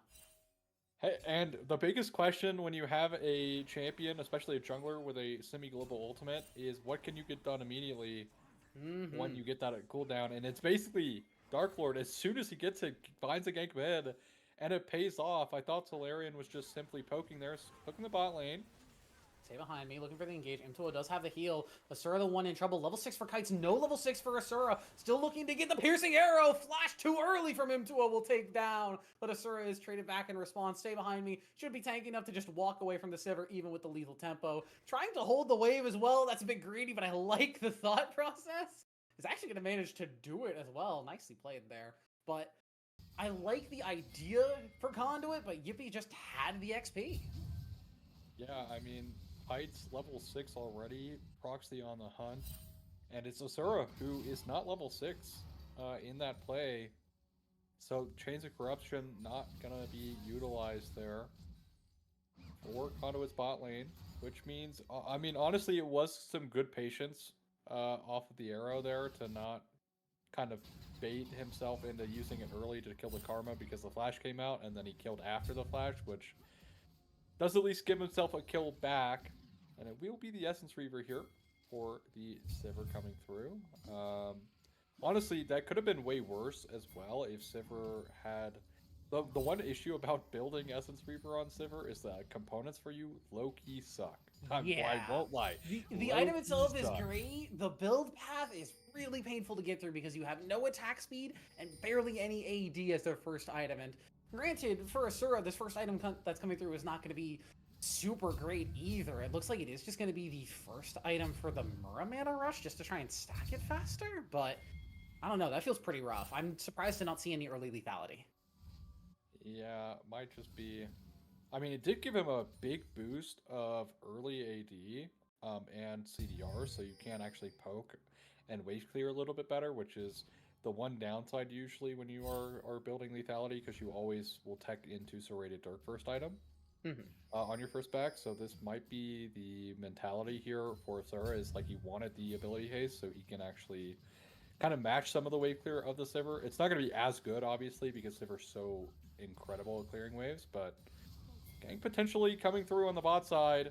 Stay behind me, looking for an angle, but M2O, like you said earlier, hugging that wall, even with the lollipop, it wouldn't pull you through it. So just denying that extra bit of value and not allowing Be careful. to actually come through. We'll eventually get hooked up, and the Chains of Corruption, Mellow in as well, but Dark Lord is here. They just don't have the follow-up. They're too scared of the roam from Solarian as well. And everyone from Yippie will walk away. That is 3 key ultimates down before this dragon. That was here confidence Conduit from M2O. Wow. As, yeah, honestly, I really thought he was going to get gone on, but they actually hesitate so much there. That actually Team Yippie gets there on time, right? Like, they were actually able to kind of fend that off because of the hesitation. And a little bit of baiting from M2O there to kind of bait out that engage, but that being said, the bot lane here for Conduit Kylestis is starting to fall more and more behind. It was looking okay when they were shoved under tower for a little bit, but it is starting to become an issue here. 83 CS to 101, which really not ideal. 20 CS here almost is the lead for the Sivir. And also, you know, they are even in kills. So that CS lead is really impactful right now, as Sivir should have her first item soon. Basically, this base should give her her first item. This will be Drake number 2, though, going the way towards Team Yippie, who have been really playing well here on the bot side of the map around the Drake spawns. Initially, you know, off of the vertical jungle that happened, which was really well played from Dark Lord, but also now transitioning that off of a failed play in the bot lane from Conduit Kylestis. Yeah, I'm also going to point out, I was totally wrong about the first Varus item here for Asura. I forgot that Brutalizer builds out of that pickaxe, and it's not something that Muramana has in its build path anymore. I'm thinking of, like, I think at least 5 years ago for that item. But it is the Axiom Arc first, which on its own is a fine item, but the build path's kind of icky, and even when you get it, it's not providing a ton of value until you have 2 or 3 other lethality items. So I understand that Conduit is really relying on this Varus ult, but are we taking a little bit too hard into this particular pick? Nissan looking for some damage onto Solarian. We'll get the Severing Bolt down as well, but just not a ton of damage. Yeah, not enough damage. It is way early game, not known for a bunch of damage. Also, the thing with like the mid lane quest is forcing mid laners to buy boots early so they get value immediately as soon as their quest ticks. So they don't really get to kind of like greed their boots for very long like 80 carries can. We actually saw that as well, like 80 carries being able to greed for so long, and we actually see it right now with Sivir's quest finished. She's just sitting on tier 1 boots, but the big thing here is, you know, really things have been kind of quiet from the Pantheon since his initial gank, which, if you're Conduit Kylestis, should be happy, because it's not like the Pantheon's getting a lot of early game value, which is allowing your Gwen to kind of scale up. Dusk of Dawn is finished here for the Gwen, and of course she's going to be continuously scaling here, so she's not like out of the game or anything. Will continue to get stronger here as the Pantheon tends to fall off. Yeah, at a certain point, you become a stun bot. I will say, I think this is a Pantheon change that's gone like kind of untalked about. The W turning from base damage into percent max health damage is really good and actually allows him to stay pseudo-relevant in the late game, like especially against picks like Scion and Nautilus who build a lot of HP and just have a lot of sustain in their kit. Dark Lord is actually going to do a decent amount to help the team take those picks down in the late game. We are really looking here for something around this mid lane here. Dark Lord. It's going to get sped up twice over, but just doesn't have the angle. Walking very fast is really good, but you don't have the Zillion this time, so you can't walk that fast. Yeah. Infernal Soul, if that top left is correct, so it is. I see the center of mid lane, so no even need to question that. It is going. Actually, Flash burnt out here from Solarion. Ew. Not exactly what you want to see, but ended up needing to on the dive. Whoa. M2O now the next target. All the CC's burn, and they'll finally be able to take him down. Basura gets that kill, and now Mello is the one chopping through the front line. Dark Lord falls. Teleport in from Kemsey, but it's a little too late. The root is going to deny the call. The Forge God as well. They'll pick up one kill. Oh! But Sion into the back line. It's a flash in the instant. Crushing Maw. Wei will pick up the assist on that kill as Gwen continues to shred the front line and the back line. Kites can do nothing as it's a triple kill for Gwen. If we will take a look at the items here in a second, look at what Karma has built first item, and what would have saved Karma if that first item was Mikhail's. It was the Mikhail's, of course. This is exactly, like, the thing is we have got to stop baiting ourselves for these, like, starter items of support, right? Like, Mikhail's is so good this game. It allows you to play so much more aggressively as Karma. And without it, you are just victim to the Nautilus finding an engage on you, Chains of Corruption lands, and then now you're just chopped up by the Gwen. And when I was talking about the Gwen scaling, she was 0-0-0, and now she is 4-0-1 here on the Gwen. So she is going to be hyper accelerated out of this game. The Sivir didn't have enough damage in that last fight either to really get through the front line.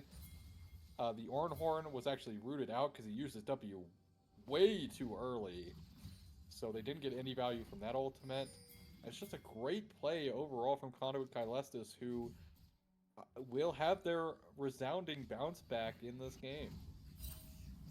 Yeah, big deal for Conduit to actually get that and be able to take that first fight, get your Gwen really online. Now 4-0, a huge advantage for them. The worry with the Gwen is in the early game, you don't have a lot of impact, you're not able to make a ton of ganks happen. And Dark Lord had that ultimate gank that ended up working out really well, but past that, we really haven't seen the Pantheon provide a lot of value, as the Sir potentially in trouble. Spell Shield's a little late from Kites, but they're not going to end up using it for an engage, just the disengage. So we'll be the first Infernal Dragon going over to Conduit. And they didn't get either of the first two dragons. They can stack these to high heaven. Yeah, they can, in fact, stack the damage up, and both comps have a lot of damage here to utilize the Infernal Drake really well, so whichever team is getting this are just going to be absolutely popping their opponent. But Team Yippie, small mistake. Of course, game is not over for them just yet. They're about 2,500 gold lead here, down, which is not the end of the world, right? Your Sivir is still up some CS here, scaling up herself. Your Orianna will be able to do quite a lot of burst damage, because at the end of the day, right, your Hui and Varus are not going to get tankier. I hate to break it to you. They are not getting tankier. So they are, in fact, going to get melted here. They will do more damage, though. That is true. That is true. You do need to be mindful of that, but regardless, they can still get popped very easily by your comp. But I would like to see Dark Lord again try to make a play, force out something. Like, this is a flashless Varus, right? He's able to like walk up here, of course, with the help of his support. But at the end of the day, right, like, you can still force that play, because it's not like Nautilus is peeling off 8 people. Like, let's be real. Looking to wave clear. Mello looking for a potential dive angle, but with a wave clear, Not is going to be able to find it this time around. Solarian is really hovering around mid here. It's been this constant play from Solarian, actually, to just hover around in this bot lane river push, which really hasn't paid off, but CS is not hurting because of that, so who cares, right? You're kind of just helping your AD carry and your bot lane farm safely in mid, look for a potential play. As long as you aren't losing out on anything, you're fine. Picks up the bot wave now, and we'll walk away to safety. Yeah, and I think the game slowing down is arguably pretty in favor of Conduit. They have good scaling. The Varus is not going to have the turbo scaling late game that On Hit does, but you don't really care about that when the poke is going to be providing this much value, especially when you have the Gwen who got this far ahead and now is going to be able to shred these tanks down so damn quickly. Even if you start building magic resist as Kemsey, how much frontline can you actually provide versus the Dusk and Dawn Masher's Gwen, especially with what is either going to be Shadow Flame or Death Cap coming third item? Yeah, speaking of, playing the bot lane is going to resolve here. Mello was forced to use the Ghost, so Baron spawning up in 30 seconds. I doubt that will get looked at by either team. I'd be surprised if there was a 20-minute Baron. Assuming no crazy mistake happens from either squad. So we'll be looking at this next Drake for a potential next fight here. But I think if you're the side of Team Yippie, something like while Conduit are kind of scaling up here, you do have to worry about the Gwen. The game's slowing down has kind of helped Team Yippie here a little bit, because after that play around that went so disastrously, the Gwen instantly picked up the Nashor's Tooth. But since then, the Gwen really hasn't been able to use that, so it's actually kind of buying some time here for Team Yippie to catch back up in items and not have to deal with like such a spiked Gwen.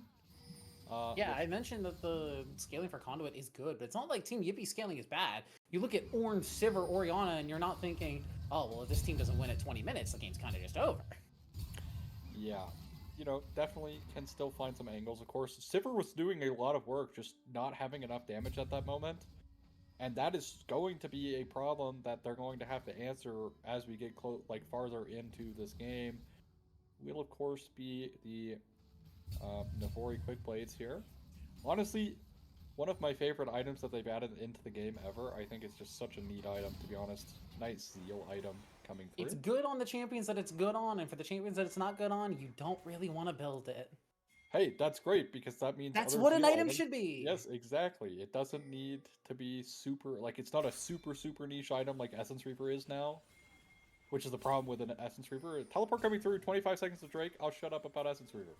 Yeah, they are going to be looking for a little poke on the Ornn, but with the shield off that TP, not going to be end up taking too much damage. Now, this is where the Varus can really shine alongside that Hwei, providing that extra poke, maintaining control. MC maybe doesn't want to click on Kites there in that exact moment. He's going to get away from the knockup of Wash, but again, that TP shield lasts forever. They're just taking up so much damage. The dragon spawns up now as Melo's going to turn over to it, but they're going to get his dead. The shockwave on top of Dark Lord. They found Asura. They've taken him down. Stand behind me, forced to run away, but now Melo on the backline looking for a little damage on the Kenzie. Not able to find the burst onto the Ornn. No, tanky enough at this point in the game to just walk away from it. Melo forced to peel off the dragon, and that quick pick is going to net Yippie maybe this mid lane turret alongside this dragon.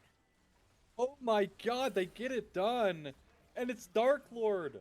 He finds the engage onto Asura. Asura too far forward, and they chain it up instantly, no hesitation with the shockwave. And they just went off of sheer numbers at that point. Conduit Kylestis left licking their wounds here as they lose their mid-tier 1 and the Soul Point Dragon here, Team Yippie. And, what looked kind of like a dire situation for them with the Gwen kind of being scary, instantly slapped back here, and a nice right hand. Yeah, we were talking about how good the poke is from the Varus, from the Hwei, if they can stay far away and just keep the health bars of Yippie down, but that doesn't matter if you end up losing your life before any poke can actually come through. All of the damage that they did was into Kemsy's TP shield. Nobody else had taken even a shred of damage. I mean, that TP shield was so nuts from the Ornn. Whoa, there. whoa, Oh, we're starting Baron? We're starting Baron. That's 13,000 health already. They are chunking it down, and there's no wards here for Team Yippie. Dark Lord is sniffing this out now, but it's already down to 7k. 5k. Dark Lord has the ability to get into the pit with the Blast Cone. He's trying to stay alive, but it's just a little bit too early. He's going to get bursted down. The smite, not there in time for Dark Lord. Melo will secure it and fall as well. Dark Lord already down. Kite's looking to frontline, but now with the Spiraling Despair on, how much can they get done? Knock up from the Call of the Force God onto 3, but where's the follow-up? Kites flashing away, but Wash the Top has already found it on the back line. Imtuo is the one who's taken out, and now with no support, Melo gets to run through. It's a disaster of an overextension for Yippie, and Conduit scream into the lead. Well, as I was placing Team Yippie, Conduit with an immediate answer back. Their Baron pool is so good because the Gwen is so good at doing Baron damage. And Dark Lord makes the decision to go over the wall at such high HP that there's no chance for a steal there. Gets the E off super late, so he loses so much HP there. And it's a 4v5. And then Yippie try to salvage the play. Kimsey with a decent ultimate, but Imtuo gets absolutely deleted there. and numbers advantage wins. Once again here, tried and true story for this game. You have the numbers, you'll win the fight, and Conduit do exactly that, get the Baron, and they're back in the driver's seat. Resoundingly here, 6k gold lead. Yeah, 6,000 gold in their favor. They're now, like you said, comfortable in their position in this game. Life is not going to get any easier. Dark Lord is going to get that first item upgrade. Kemsey should have one more to hand out, probably over to either Kites or Solarian. But now with the Baron buff, these turrets are going to start going down. These plates starting to go down. A lot of extra gold is going to go over to Conduit. They have still the entire ring of those inner turrets to pick up. They've got sitting money on this board waiting to be grabbed. Yeah, and the one thing as well is in this moment, right, the range from the Hui, the Varus will make dealing with their siege really, really annoying and hard. They have great wave clear between the Orianna Sivir, but they have to live the poke. That is the thing. Kemsey will be able to dash away here, but bot lane tower being looked at. Yeah, still difficult for them to actually find an engagement, even with their good go buttons. M2O taking a little bit of damage. Call the Forge God now. They're looking for a way in. Kemsey's going to get away from the CC, but the turret's already fallen. The Ornn taken down to half, taken down to 1% as Mello shreds through the front line. Dark Lord will fall. It's now 6-0 for the Gwen, and Conduit continue to dominate. Yeah, Asura does get tagged by the shockwave there, so does kind of force out some bases, some low HP bars, but excellent play, and Dark Lord gets punished again. One issue when you're playing things like the Karma is you don't really have a lot of frontline to help you go in with, and Kemsey falling down to a sliver there, not able to support the Pantheon any longer. So the Pantheon is just free real estate in the business, as Dark Lord does have Flash available, so they might be able to find a miracle play off of the Flash like they did around that mid play, but it is looking like it's going to get more and more difficult here. The VAR is really starting to come online now. We have third item about to be completed here for the Hui. Certainly soon. The Gwyn with the Rabadon's finished, also working towards her fourth item. Conduit Kylestis utilizing this gold quite well. I think Watch at top does not care about the damage from the Ornn anymore. Even Dark Lord walking up in division just is not providing a lot of pressure. The Black Cleaver inventory will help Kites actually get through, but there's no Infinity Edge on this Sivir. There's not even a Lord Doms yet, still waiting on that third item completion, whereas Asura now looking to get towards their fourth item. Lord Doms will finally be finished now, but I wonder if the members of Conduit are just too tanky at this point. One thing I'm kind of thinking about here from an analyst point is, was contesting the Baron worth it for Yippie? Obviously it went completely totally wrong, but just thinking about like, well, the what if they just give the Baron, right? Like, how bad is it truly? Because the gold completely exploded from that fight, right? Like, it wasn't necessarily the Baron, right? They did increase their gold lead because of the towers they're getting from it, but it's because you completely lost that fight in general that it explodes open the door here for Conduit, that I don't think contesting that Baron was even remotely worth it, especially because you didn't really have your pieces in the right spots. Kemsey was was farming bot lane during that time and walked all the way up because he didn't have teleport. You had Dark Lord who kind of went in at 5k HP, right, and then ultimately died. So I don't even mind Dark Lord looking for a potential like hype moment steal there, but you just let Dark Lord do that on their own. There's no flash on that Pantheon, there's no ult. Yeah. That's a one-way trip whether or not you make that steal. But you know, hypotheticals always fun to think about for me. Overall, as like an analyst slash colorcaster, I think it's just a really interesting thought. But we get what we get here for Team Yippie. They did decide to do that, and Conduit Kylestis opening up the game for sure in their favor, as the Squid continues to not be slowed down at all. Should be picking up this fourth item any minute. Riftmaker, I would assume, just for that extra bit of sustain, and life's not going to get any easier for these Yippie members, because who actually kills this Gwen? Solarian opted for the burn build with the Liandry's and the Blackfire Torch, which I don't hate, but you're not providing as much burst, you're not providing as much pure instant damage, so this allows a sustain champion like Gwen to actually kind of just continue to subsist, even though you're burning them down. they just kind of sustain through it anyway and don't really care. And if Kites is hitting the Gwen, they're not damaging the Scion, and at that point, who is going to kill the Scion? Yeah, I mean, also, we are no IE here on the Yeah, Civ, like I mentioned. so that's gonna... It's third item Lord Doms. No Infinity Edge. Has to be the Lord Doms here because of the sheer amount of HP stacking going on from Conduit, but we're still one item away from the Sivir being critical, right? Because it is, of course, no IE. So if the Sivir can hold off for this IE, there's a chance here for Team Yippie. And Yippie doesn't have to fight next dragon either. In 2 minutes' time, they don't have to walk towards the dragon. There is the Baron again, which is a threat, but it's not as though they don't have wave clear. You have Sivir, Orianna, and even Ornn to a certain extent. You have the ability to clear waves, even those Baron buffed waves. You can get rid of them over the course of a game, and you can always pressure the dragon if they start to turn towards the Baron instead. So Yippie has options here. It's just not an easy spot. Yeah, I will say the longer that Conduit take to do this Baron, the more time Yippie's buying. But they are starting here now. Well, of course, we'll be able to burn that quite nicely.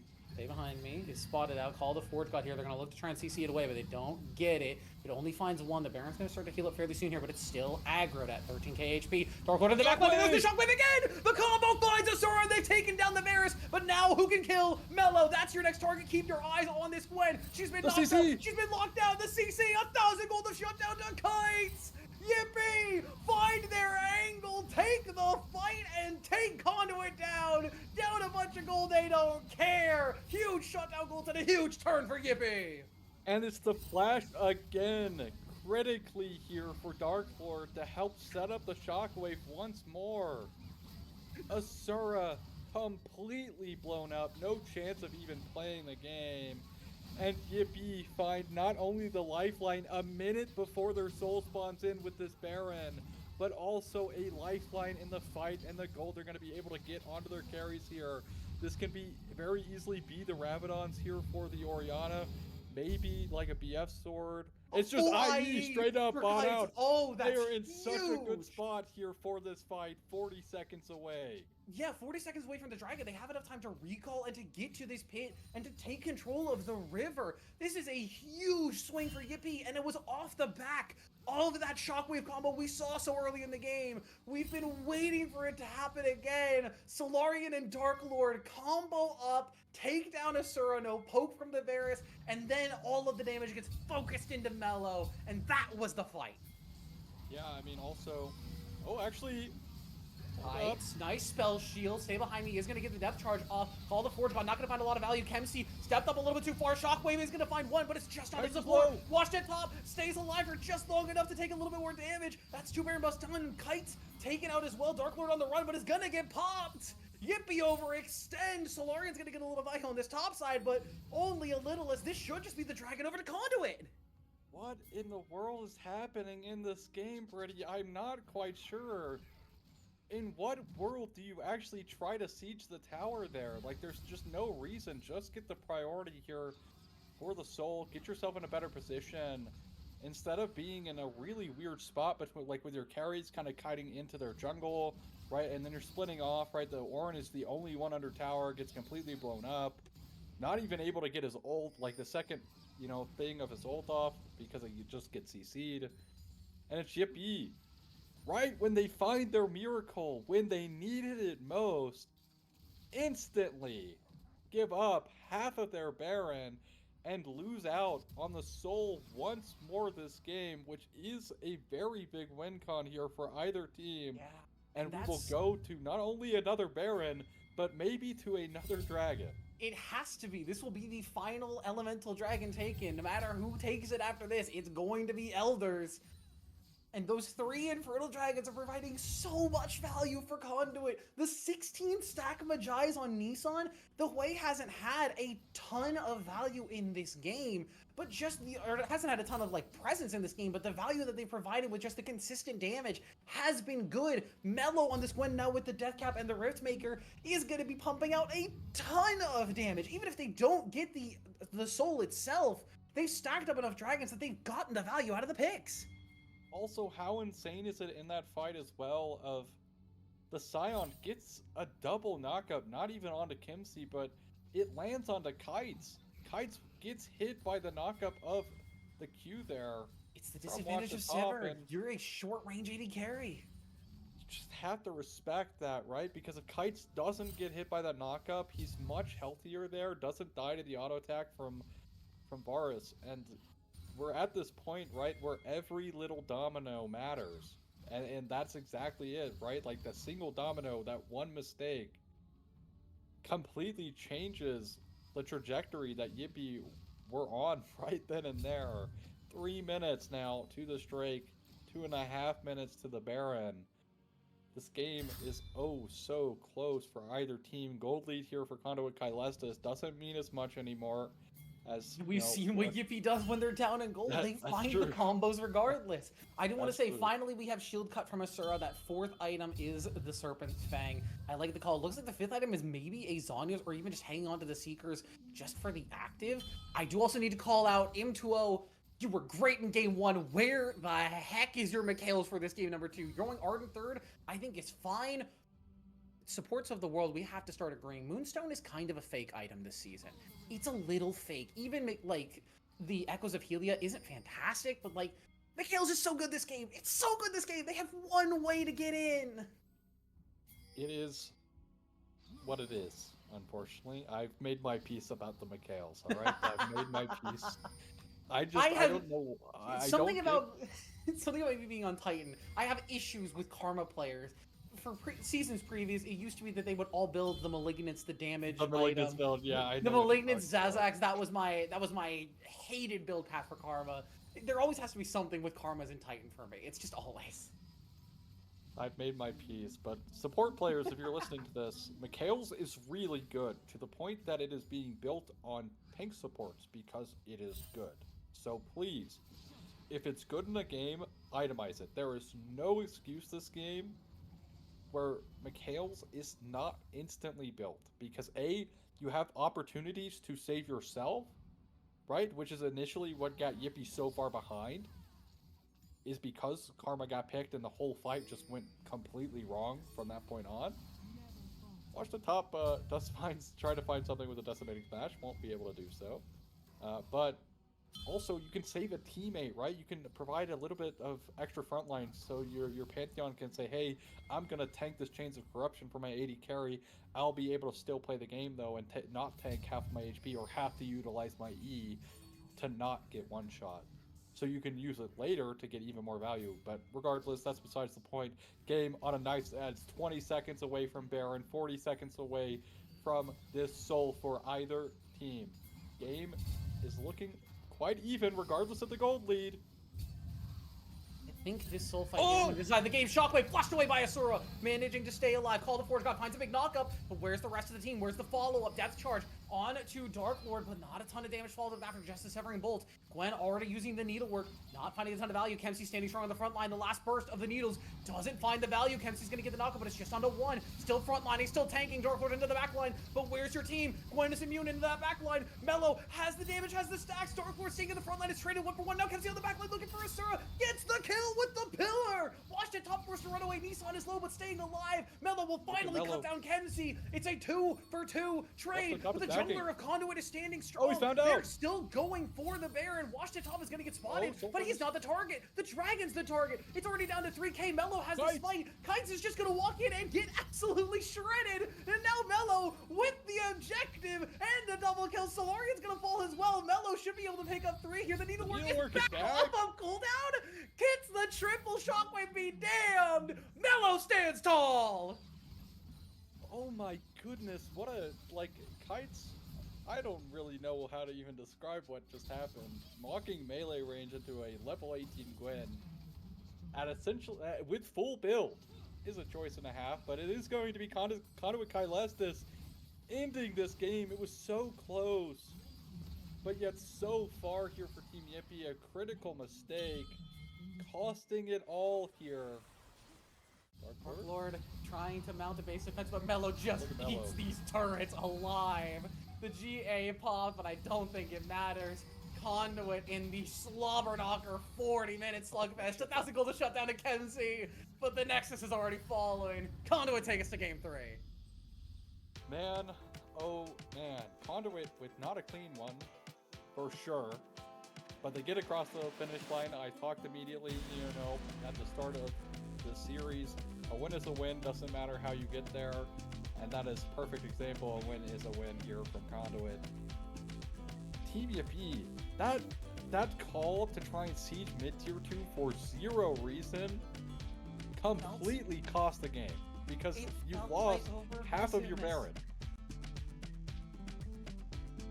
So it felt like just too aggressive too quickly. They got hypey, they made the turn, they got the picks, they went to the Baron, they got it, they managed to take it, and then they were just like, okay, we can keep going, we can keep fighting. And then they just overstepped. And that was kind of the story of this whole series. Yeah, unfortunately as well here for Kimsey is Kimsey felt like he was kind of unkillable, but he truly wasn't. Like multiple fights in a row, he was unkillable right up until the point that Mello got to him. Yes, like even when he was the sole person under the tier 2 in that disaster 14 Yippie, after they make an excellent comeback, by the way. Yeah, incredible. Just completely, Orange just gets completely blown up. And I have to point our eyes here to the scoreboard. 10k damage on a Pantheon who could have gotten infinitely more value in the mid game. Was picking Pantheon here that worth it? You had things like the Vi, you had plenty of other things to give your Orianna both a way in. Again, you had great times. Twice in that game that really, did well for the game was a flash Pantheon engage. But what if you played a champion who didn't need to flash every single time to find that combo? I'm just saying. It's a fair point. We're going to have to see, as we're going to get pushed to game 3 here, Conduit standing tall at the end of that Mello on that Gwen, pumping out huge numbers, kites as well.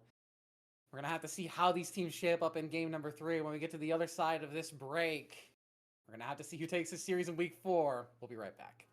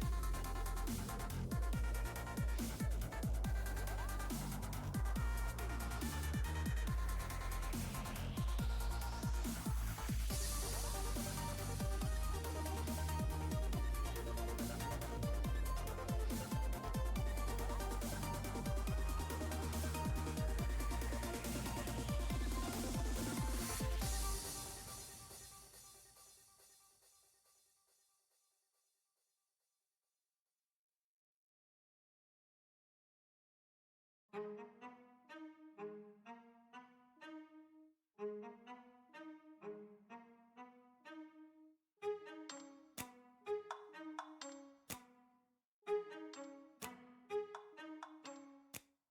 ride with me if you ride with me, you can slide with me if you feel like 550 on the 5 sticky, come get high with me, that's a deal, right?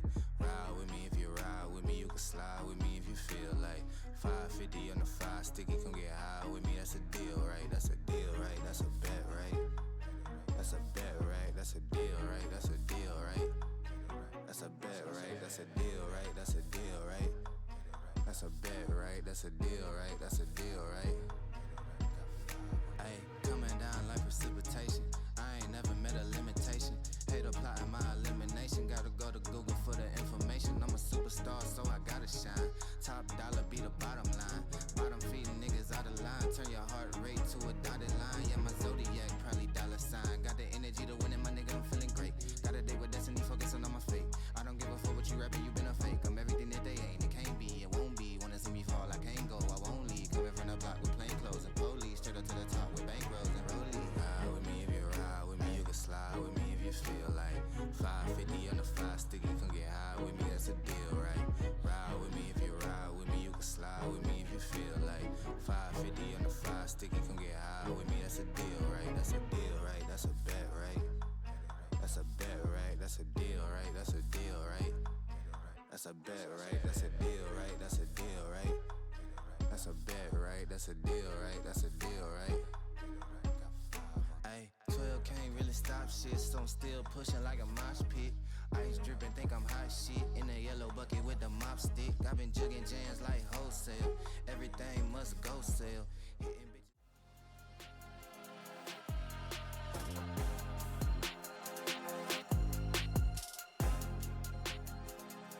Welcome back, everybody. We are here for our last game of the night, Conduit.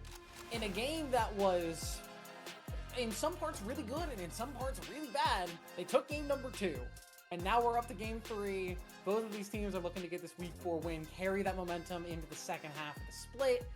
It's a big deal game. Yeah, I mean, of course, as well as we are nearing halfway mark towards playoffs, every game starts to matter just a little bit more. Every game matters, but some games matter more than others. That's true. That's true. But also, you have to think, right, at this point, you should start having things starting to click into place for teams that are the slower start teams, as we talked about at the earlier portion of the series. So these should mean teams are clicking into place, right? Things are starting to get figured out. But something that has irked me about Conduit, since we've had the joy of casting them twice so far, is both casting games that we've had for them have really not been all that convincing. And They haven't been super messy. clean, I think is the way I'd describe it. Messy. Yeah, that's a good word for it. Bit messy. So, of course, still plenty of time. So it's not like this is like, oh, your season is over. You're going to get completely stomped from this point on. No. You still have plenty of time to fix those problems, but I think they need to start being addressed soon because time is running out. And it's very easy to get complacent because you're like, oh, we have like 5 more weeks. Like, we can figure it out. But the procrastinator's gamble. You still need to consider it. But it will be Cassante first pick here, who we did talk about a little bit. You know, we've mentioned. Cassante, of course, still good at top lane because why isn't he? When won't he be good at top lane? As a blind pick for the bottom lane, it's gonna be the Caitlyn for Yippie. Kites and Imtua have been liking these lane-dominant styles of play and trying their best to actually manage the laning phase on their own, kind of self-govern their way through the early and mid-game. It hasn't always worked out for them, but I like that they're staying consistent to that style. I imagine that they will want something... Normally you would want something like a Karma or Morgana, but I think they're looking for a little bit more CC, so again, maybe Morgana is there, Nico is still on the table. That's a Lucian lock-in. Are we just going to see it paired with Melio or Nami immediately, or are we trying to counterpick mid here with that Aurora already locked in? No, they're just going to opt for the Nami. Okay. Yeah, I'm a bigger fan of that because I think you can still find a mid laner that's okay into the Aurora. I think. Also, Aurora is flexible and is also... That could be a top laner, you're Nico, absolutely right. And thankfully, I was going to be a little sad that the best support was not picked another week. It For made a it whole over for series, that. yeah. But thankfully it does get picked up here by M2O, who on the Karma kind of disappointed. Game 1 was pretty good though on the Zillion, so The this game is with the Zillion chance was to turn great. it The game around. 2 Karma, I think the gameplay itself was okay to good. I think there were a couple too many RQs, but that's like very minimal thing. The build path was questionable, but we talked about that at length. I don't need to talk about it anymore.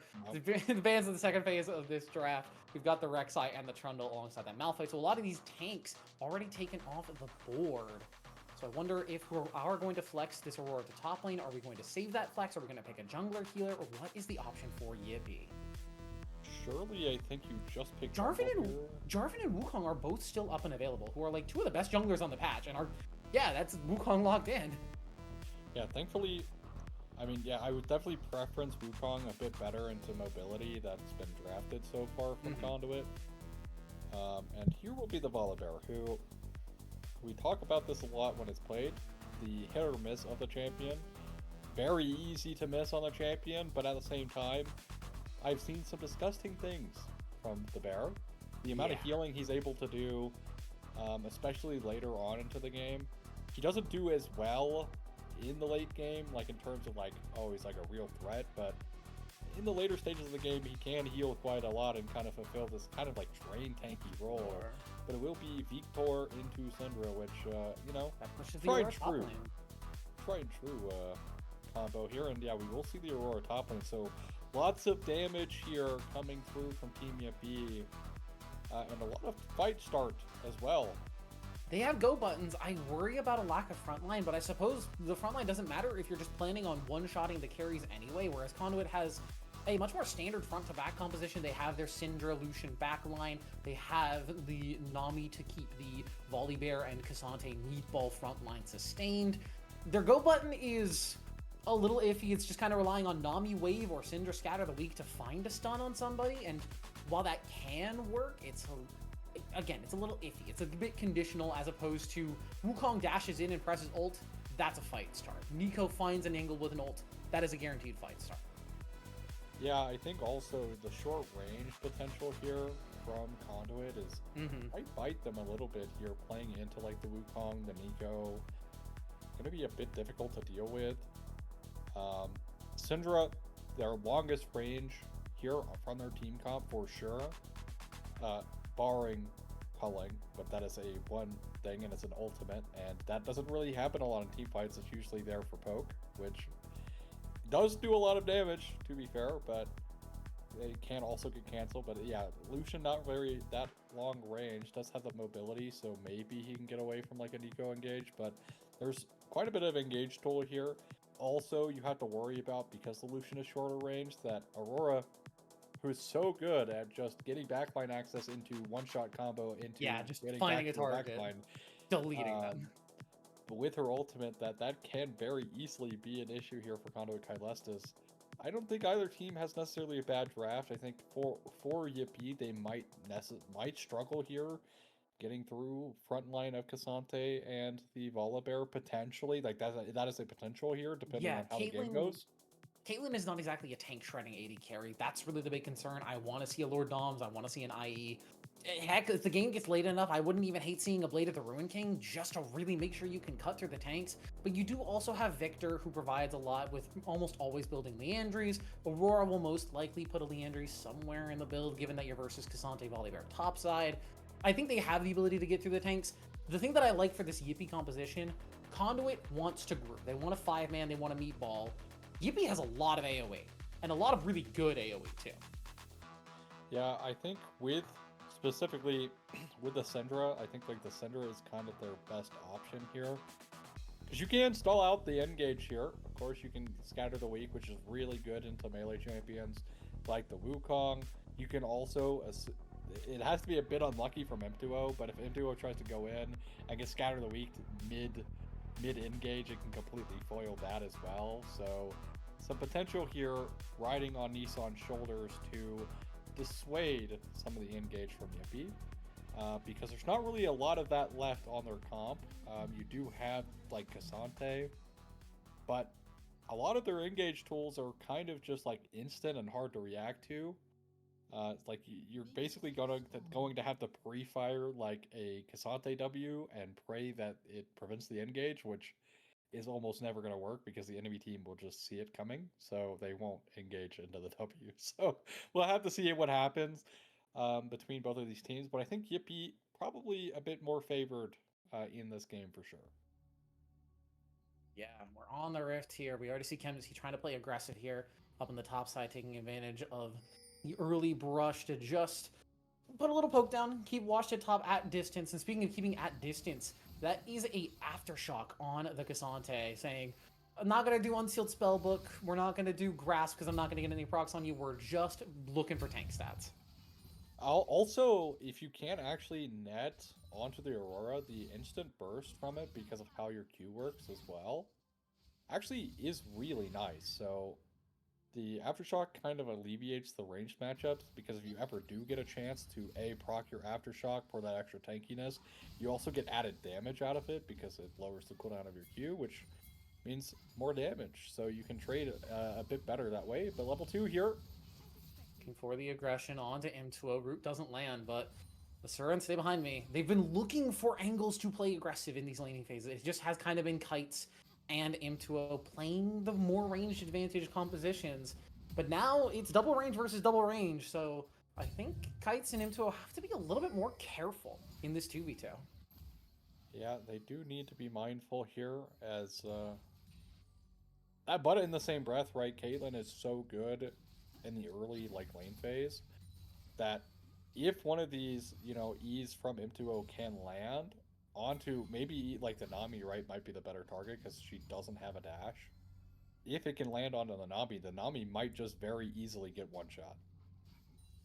Yeah, there is always that opportunity. They have to. I think both of these lanes kind of have to be aware that there's danger around every corner in situations and in lanes like this. Nice stun lands onto Solarian, just gets that extra proc. As Mello's in the bottom lane, but that clone is going to spot out the Volibear gank. And I think this Volibear is kind of where I have the question mark, as they're going to stick around. Imp is going to be forced to flash away, but now the flash in from Asura into a force to use the trap. Beautifully placed by Kites. One more headshot. The barrier is going to tank it up. Dark Lord flashes in though with the dash, takes him down. Now Mello Potato, beautiful traps, picks up the Caitlyn some kills, and Yippie start out strong. I mean, this is perfect, perfect execution from Team Yippie here. Yes, they lost their Nico, but let us report, you washed the top. Suffering the range versus melee matchup in top lane, but excellently played by Kites. Two very great placed traps punish Conduit very hard, as Asura sees red a little bit. Like, this is kind of reminiscent of the Yunara game where he saw red a lot on Kites and traded back 1-for-1. We know Asura likes to walk forward. That is true.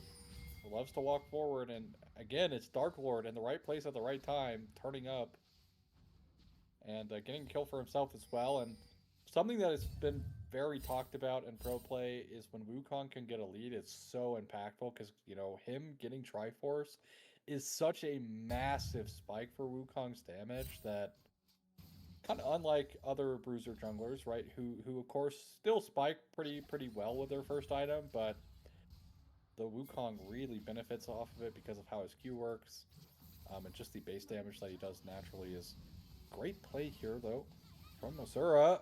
Oh my god! The engage just blows up M2O. Kite's forced on the run. This is kind of the disadvantage of Nico. You don't have a lot of defensive tools. Once you've used your heal, used your flash, and a Lucian Nami lane will feast on vulnerable supports.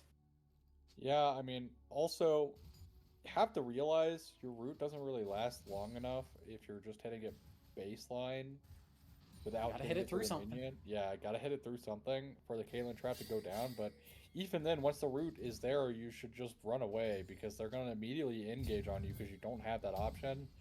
Now, granted, Asura is playing Lucian into Caitlyn, so Caitlyn's not going to lose out almost anything for that play, as this wave will get collected now by the Caitlyn.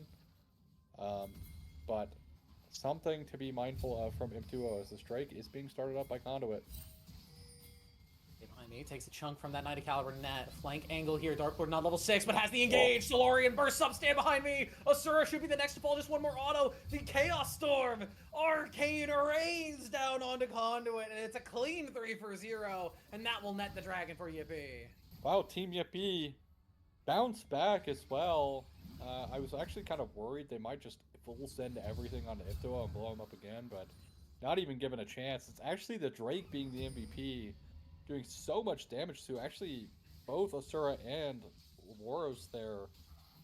They went down to like half HP from the Drake alone. Also an excellent Q from Kites onto both of them, puts them down even lower. And the pinch from Solarion was just absolutely perfect and finds exactly what they need. And also net themselves a dragon, which gets them going early here for their Drake stacking.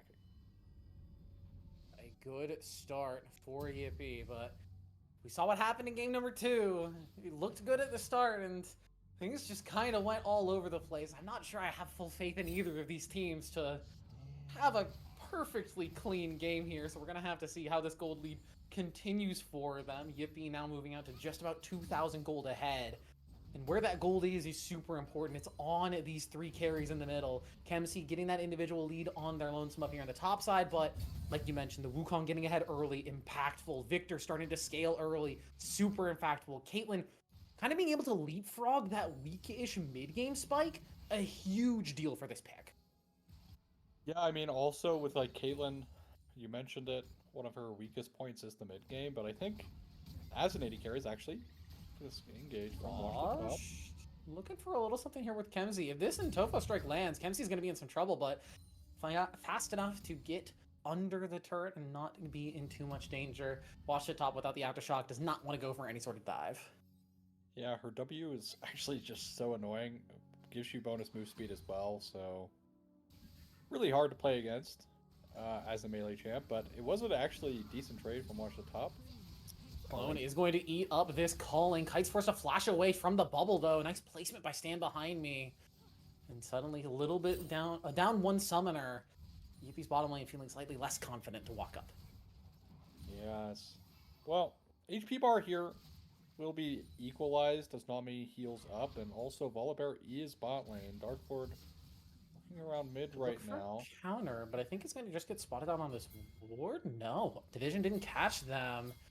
Wukong headed towards bottom lane, but Mello is already there. Stay behind me, looking for the bubble. Doesn't find it onto Imp. The root doesn't land either. Support's just throwing cooldowns, not getting anything. Kite's force backed, but a little bit too aggressive as Dark Lord is now in the area with the Cyclone. Stay behind me is going to eat up a ton of damage from that 90 caliber net, but Mello's the one in trouble. Forced to use the Stormbreaker defensively. No kills are taken, but a lot of damage comes through, and Yippie managed to maintain their lead. Yeah, and honestly, I thought, you know, with them having the knowledge of the Wukong, maybe they could have done something, but they literally weren't able to do anything. And also the initial play by Mello, Asura is like farming by his tower, so that wasn't even able to be followed up with. Excellent play from Yippie. Once again, Dark Lord in the right place at the right time. Once again, didn't even overstay in the mid play there, because if he overstays maybe like a couple more seconds, the Volibear gank comes through, and it could spell disaster for a flashless Caitlyn here. But nice counter gank from Dark Lord to keep his bot lane alive and apply some pressure back. I think for as many questions as we've had, like for the Pantheon, especially in game number 2 for Dark Lord's questionable play in certain points, I think they've been having a great series. Like you mentioned, being in the right place at the right time. It's not just a luck thing, it really is a skill, especially for junglers, being able to have an idea of where the enemy jungler is going to be, or better yet, know where to put vision so you can guarantee where the enemy jungler is going to be, and then being there to counteract their play is one of the most important things that a jungler can do for your team. As we see Kemsi and Washed at top trading here. The Electrocute not doing too much, but those passive procs afterwards being fairly annoying for Wash to deal with. Also, Solarion getting poked out here in the mid lane. It's actually all out. Kemsi forced to use the ultimate defensively, just gets back over the wall, and Washed at top will sacrifice a lot of HP just for that bit of poke. Yeah, also, like, Kemsi does need to be mindful Maker in. Washed still looking to trade. Kemsi down under a quarter HP, and Tofo Strikes don't land. The third pullback does not grab Kemsi. Nice little bits of movement here from the Aurora, just taking advantage of the region and of the damage. Wash taking so much damage, and now with Dark Lord in the area, there's a potential for some shenanigans, but a nice ward placement means that Wash will not be caught unawares. Yeah, really well played here from both top laners, actually. Watch the Yeah. top, somehow ignoring the, like, Aurora basically the entire time and trading very positively. Utilizing the additional E range to, like, minions to dash and actually find trades onto the Aurora, very well done. And the Aurora is still working towards the Leandries, doesn't have pen built up, so this MR from the Cassante, a bit annoying, but Drake number 2 is spawned in. Will Conduit try to make a play for it? Seems like they're starting it now. Larian and Dark Lord are on the way. They do know that this dragon is going down. They have full information. Imtuo looking to just get in. Flashes from the 3-man Pop Blossom. Where's the follow? But I run to the back line. There's Dark Lord! Cyclones through the squad with the Arcane Storm of Solarian. And Conduit fall! Oh my god! This is why Nico is so good.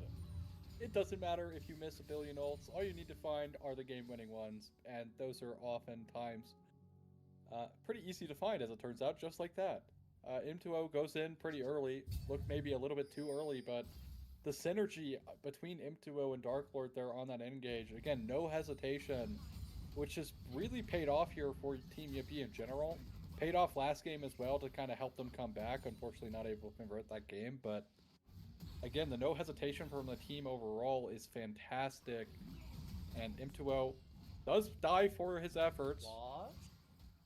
Doesn't have the all-out just yet, but it's just taking damage to Kemsey. There will be a bit of a trade back here, but yeah, that was great play by M2O. You saw them use the W to instantly move in, but it was played like the W was just being used for vision. That clone was just being used to provide a little bit of extra vision and get them into the pit, but M2O played the part perfectly, just instantly channeled the ulti, flashed in there, beautifully played by the squad.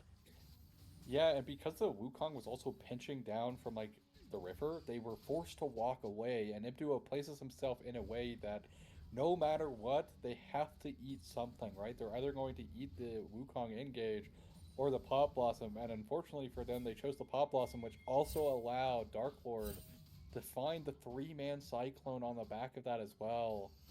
Just an overall fantastic team fight from Yippie, and it puts this Caitlyn a bit farther ahead now in the spot lane, but specifically Solarian on the Victor, who is a scaling mage, 4-0-2 now, getting ever closer to his maximum upgrade.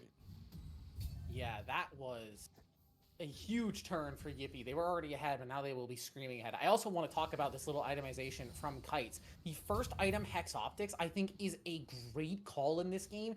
People have been sleeping on how good this item is. Even like on champions who are not incredibly long ranged, it's just what you want Collector to be in terms of like a first item that will start to accelerate you and do a ton of damage, because it's just percentage increase to your auto attacks. It's so good. It most certainly is very good, especially because they buffed it again. Kemsey is honestly kind of struggling to deal with this Cassante.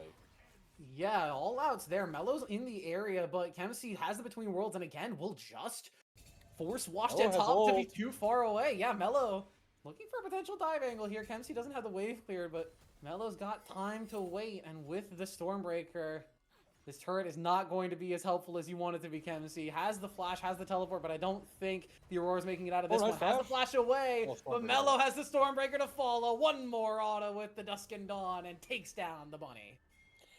Yeah, I mean, Kemsey is struggling, actually, on the Aurora here into the Cassante. Cassante is just too tanky to deal with. Dark Lord, speaking of struggling, Dark Lord looking for a potential angle on this bottom lane, but Asura and Stay Behind Me playing respectful. It does mean that they lose their bottom lane turret, though. And this is a lot more golden pressure in the pockets of this Yippie bottom lane that have been such a strong point for them throughout this series. Yeah, Kites and M2O here working really well together, putting the pressure on, even though M2O had that slight slip up of giving a kill over to the Lucian. That's his only kill, and so far, and immediately made up for it as soon as that Drake came up by that fantastic Pop Blossom engage. But Yippie pushing their lead forward here. 3k gold. They do lose their top tier 1. Mellow, no ultimate. Does need to be mindful, though, as...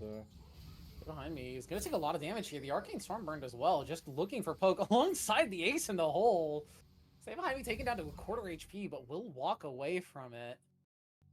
I'm a little surprised to see those ultis burn so aggressively, especially with Dragon in 45 seconds. So, well, they're gonna use this to get the Herald, and maybe use the Herald to then play, because at the end of the day, right, at the very least, ace in the hole is not all that impactful. In terms of a the team Arcane fight, Storm, that's a really good ultimate for team fights. The Arcane Storm being down is going to hurt them a little bit here, but they still have Cyclone, they still have the Pop Blossom, which are their team fighting ults, right? And even if they lose this Drake, it's not the end of the world. And if we can get Kemsey the heck out of this top lane and towards these team fights, this Aurora will be so much happier. Yeah. Teleport coming through. So I think Yippie are probably happy to just give this up. It's an individual Ocean Dragon. It's not providing the most value. It is going to make Washed at top even better in the individual, but TES is coming in a little late. Dark Lord looking to get into the pit, but the smite's already through for Mellow. Dark Lord down to the backline. Asura the target. Barrier down. Has the culling down. Not getting a ton of damage, though. Wash, though, in the meantime, in the front line, doing a lot alongside Mellow as Dark Lord is taken super low. Shut down. Over to Wash, and Mellow still staying alive. Flashes out and stays alive. Nissan burning the ultimate, and Im2 flashes away, but it's too little too late. The unleashed power will take down the Nico. Nissan will be the sacrificial lamb to get the rest of Conduit the heck out of dodge. And a beautifully turned fight. Conduit, take the dragon, take the fight, and take a big win there. Yeah, Kites, I think, could have killed Mellow. Solarian, you are walking up way too far, my friend. Mellow has the chase, the stun, the flash away from the Victor with the slow from the laser. Will manage to walk away, but losing your flash for that is mildly questionable. Yeah, not the most ideal, but again, critically, Im2 not able to find the ultimate, right? That is the downside of Nico, is if you don't find the ult, it's a bit difficult, but nonetheless, I think they could have traded 2 for 2 even across the board. Kites just was hitting the Cassante instead of the Volibear, who was 1 HP, which allowed him to heal back up with his W, which gave him the extra HP to walk away. But small mistakes here from Yippie. Not game ending, but we want to see, once again, see M600 fight for Drakes that they might should have just given. Well, you see, you can end the sentence with "you want to see M600s fight," because this is the LPL of Titan. If there's fights that are going to happen, they're going to happen. That's true. But I really would have liked to see them like maybe pressure this top tower with the Aurora, right? Get some of this gold. Mellow might have overstepped the Cyclone and the Pop Blossom. It finds 2. Can they burst down Mellow? Yes, they can. Kites picks up the last hit. M2O survives with a sliver of HP. The Volibear just not doing enough. Volibear actually going for what I would almost call like a throwback build with the Devori Quickblade's second item here. Yeah, usually you actually see like Spirit Visage being really popular, and I think Spirit Visage second would have been correct, because look at how much AP is on the side of Team Yippie. This feels like the Volibear is building like it's what would it be, like 1v1 build where you never die. 3 seasons ago? Like the side lane split push build, but you're playing jungle. Yeah, I don't necessarily think it's bad, because again, you can play as a drain tank, but I really would have liked the Spirit Visage second here, because again, look at the magic damage, right? You have Nico who does some magic damage, the Aurora, you have the Victor, you get a lot of Spirit Visage value this game that I think otherwise, right, in regular scenarios, you don't necessarily get the best value, but it's still a really good option because of your healing. But especially in a team that really needs this Volibear to be a second frontliner. Cassante as your only frontline, especially if you want to take advantage of the kidnap, of that all out, and get somebody out of the fight, and get Cassante doing damage to a backliner. You need someone to step in and be the frontliner for your Lucian, for your Syndra, and if that's going to be your Volibear, you want them to be a little tankier. Yeah, I think, again, some slight itemization things, but another important factor in that last team fight is Kites is basically like was in the mid-game version of Caitlyn, right? Doesn't have a lot of crit, doesn't really have a lot of attack speed either to get the headshots going. Really just doesn't have the W maxed out, right? Like you have a bunch of factors here where Caitlyn is like really not all that strong, where Lucian is spiking, right? Like Lucian is really getting strong at that point.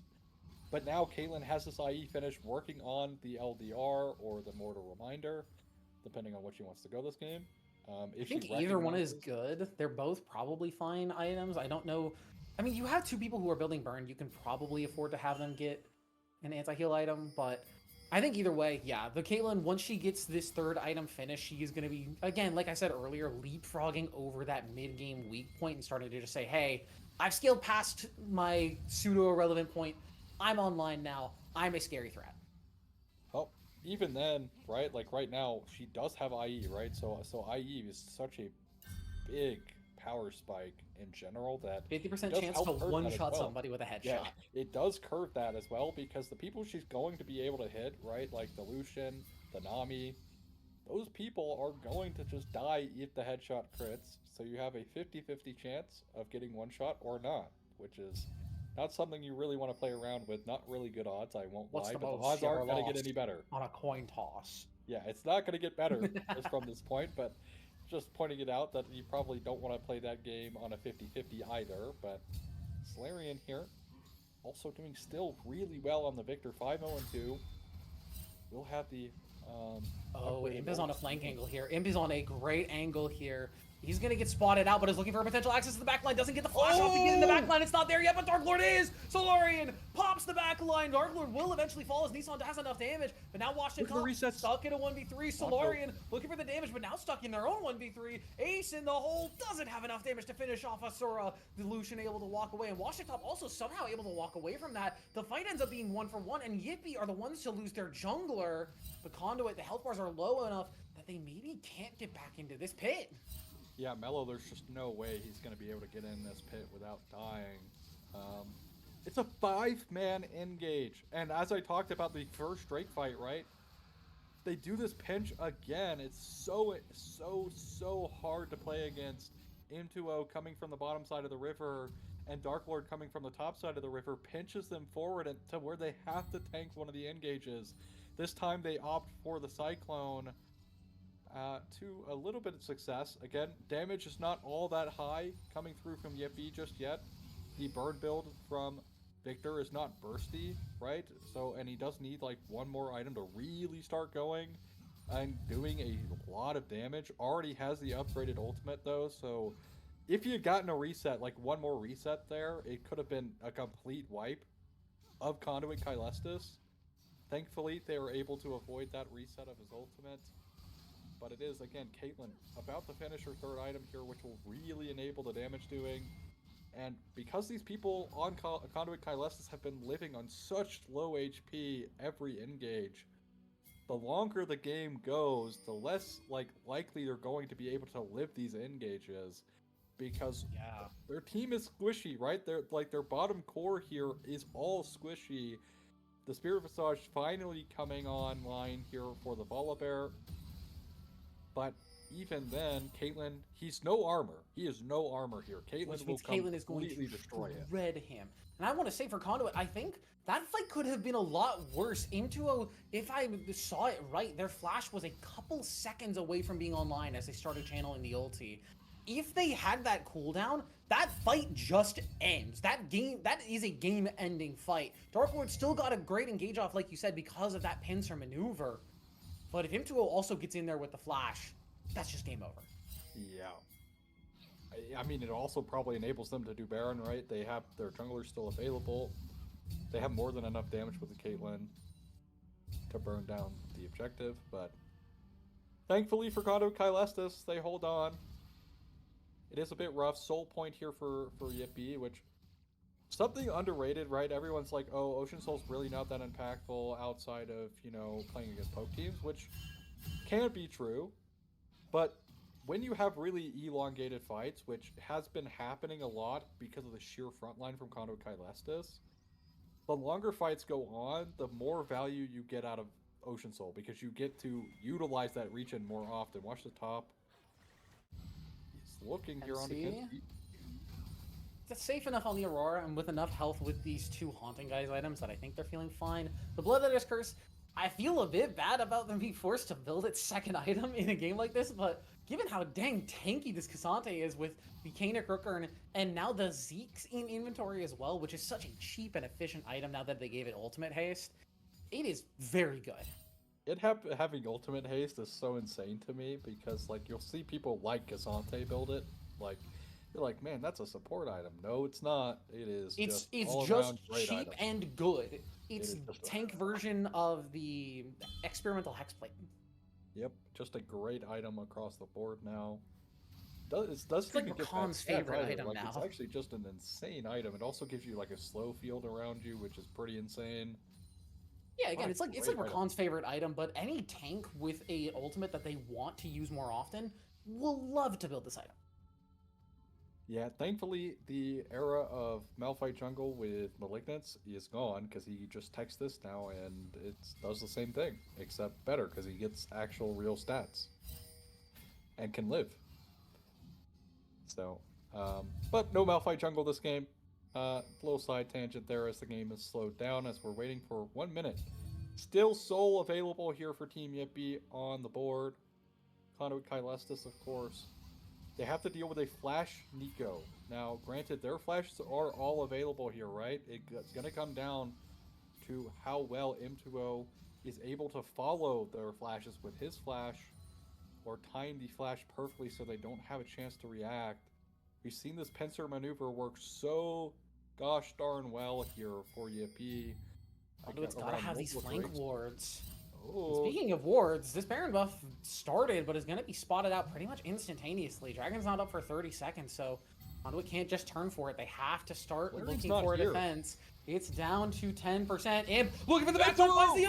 Finds the impulse on to 2, but can they get more out of it? Melo's now onto the back line with Wash It Top as well. They can't get enough damage. Now Wash It Top flashes in and takes out Dark Lord. Kemsey taking a bunch of damage. M2O, maybe the next to fall, stuck on 1 HP. Can they finish everybody off? Wash It Top somehow still surviving on the back line, but Kites, touched on the Caitlyn, walks forward, walks them down. The Sheriff of Piltover has arrived. It really is this Wukong Nico just sacrificing themselves for every play in the book, but it doesn't matter if you can just win it every single time. Team Yippie, Kites playing so well. I think it's been having a quieter series overall, but this game really doing well. That fight, a great example of target selection and target priority. Solarian also able to do quite a lot of damage on the Victor himself, and all 3 damage dealers here for Team Yippie are the ones left standing. They pick up their soul, and as we talked about, right, those longer fights, Ocean Soul benefits those greatly because you get to really utilize the regen from the soul itself that you otherwise don't really get to use because we see team fights are so quickly over. But this game, that tends to actually not be the case. Fights tend to run a little bit longer here. But Kites, who is doing so much damage now, having the rapid fire cannon to poke down these members now more consistently before fights even start, might become an issue here for Conduit Kylestis quickly, unless they can find a miracle play of their own. Ocean Soul now in their pocket means that life gets a lot more difficult for Conduit, who are so reliant on the burst and to sustain afterwards. If you don't kill a target from 100 to 0, I don't know if this composition can ever kill them. We're going to have to see, as the siege is going to begin in mid here. Wash taking a couple of autos. Doesn't have a ton of armor, just relying on Jack Show and Zeeks, which have a decent share of armor between the two of them. But Kites, now with 4 items on this Caitlyn, has fully scaled, is fully online, has jumped over that mid-game hurdle, is now here in the late game, and is ready to party. Kemsey also wrapping around on the back end here. We'll walk through mid. Calling on the Kites, but again, there's the sustain. M2O doesn't get a ton of value. Melo's into the Baron pit. The spike comes through. Melo steals it. Is it going to end up mattering? But Kites knows godlike. Washington top looking for some pressure out of the back line, but can't get anything. And there is Kemsey and Kites shutting down Conduit, taking them out of the game. The Baron steal was great, but the ace is better. Yeah, I mean, unfortunate here for Team Yippie to not have the Baron, because this for sure is the game. It might still be the game here. 25 seconds to Melo, but that play executed so well.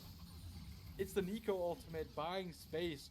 It doesn't connect onto anyone, right? But it prevents all of the backliners of Conduit from walking forward, which means what? Dark Lord gets to go in with a Cyclone, with Kemsey also pinching them.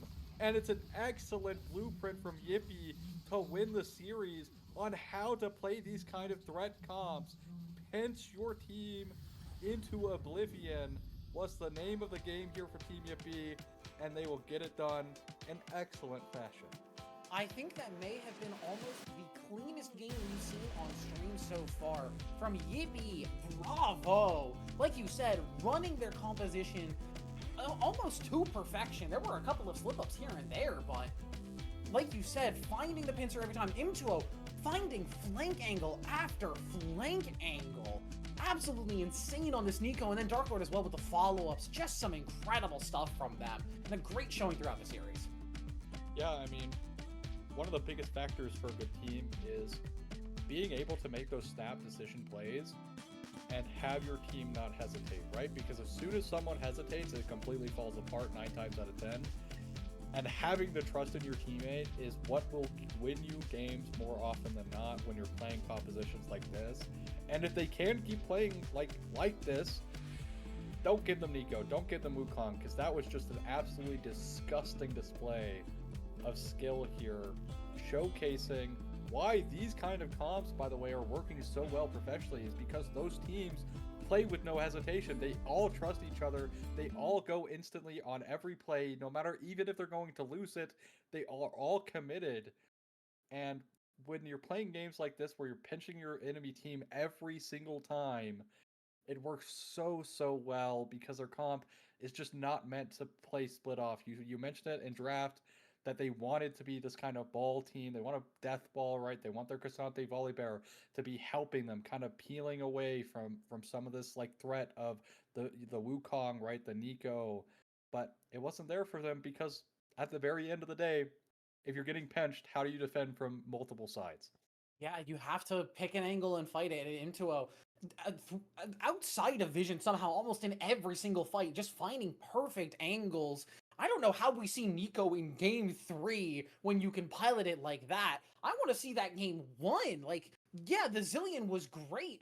Maybe the game 2 support was like kind of questionable here and there. The Karma not really the best showing, but this Nico was immaculate. That's my MVP for this game at the very least. Dark Lord had some great follow-ups, but you don't find those follow-ups without the setup from M2O. Kites and Solarian had an incredible carry games. Kemsey, for having a great series, kind of struggled in this game, but was put into a winning matchup with heavy air quotes because it's Cassante. Everybody did great. I think M2O was top tier this game. I think M2O could probably just get MVP for the series. I mean, just phenomenal. Zillion game was great as well. I think putting ults on the, like, it's such an underrated skill because it's a point and click ability, but knowing A, when to ult on Zillion is a very big skill. Yeah. And B, knowing who to ult, like, hey, should I let this guy die? Like, is it worth it? Being able to like parse that information in a fight, right? And also not misclick it. It's very easy to misclick ultimates like that because it is point and click. It's point and click, no confirmation. You press that button and it's gone. Yep. But here, also on the Nico, I think M2O gets an easy series MVP here for me. Great Nico game. Of course, had that one missed ultimate at the Drake, but it didn't matter. It was maybe 2 seconds out on a flash. If they can delay that play by 2 extra seconds, it's just perfect ult after perfect ult every time. Yeah. But I think before we glaze M2O too hard, I'm going to call it there. It's been a great stream. It's been a great series. Thank you all so much for joining us. I've been What to Britty. That's been Aussie, our producer and observer, Loki, and Golden, making sure everything runs as smoothly as possible in the back, as much as they possibly can anyway. We appreciate you all for being here, and we will see you next week for more Titan Immortal action. Have a good night.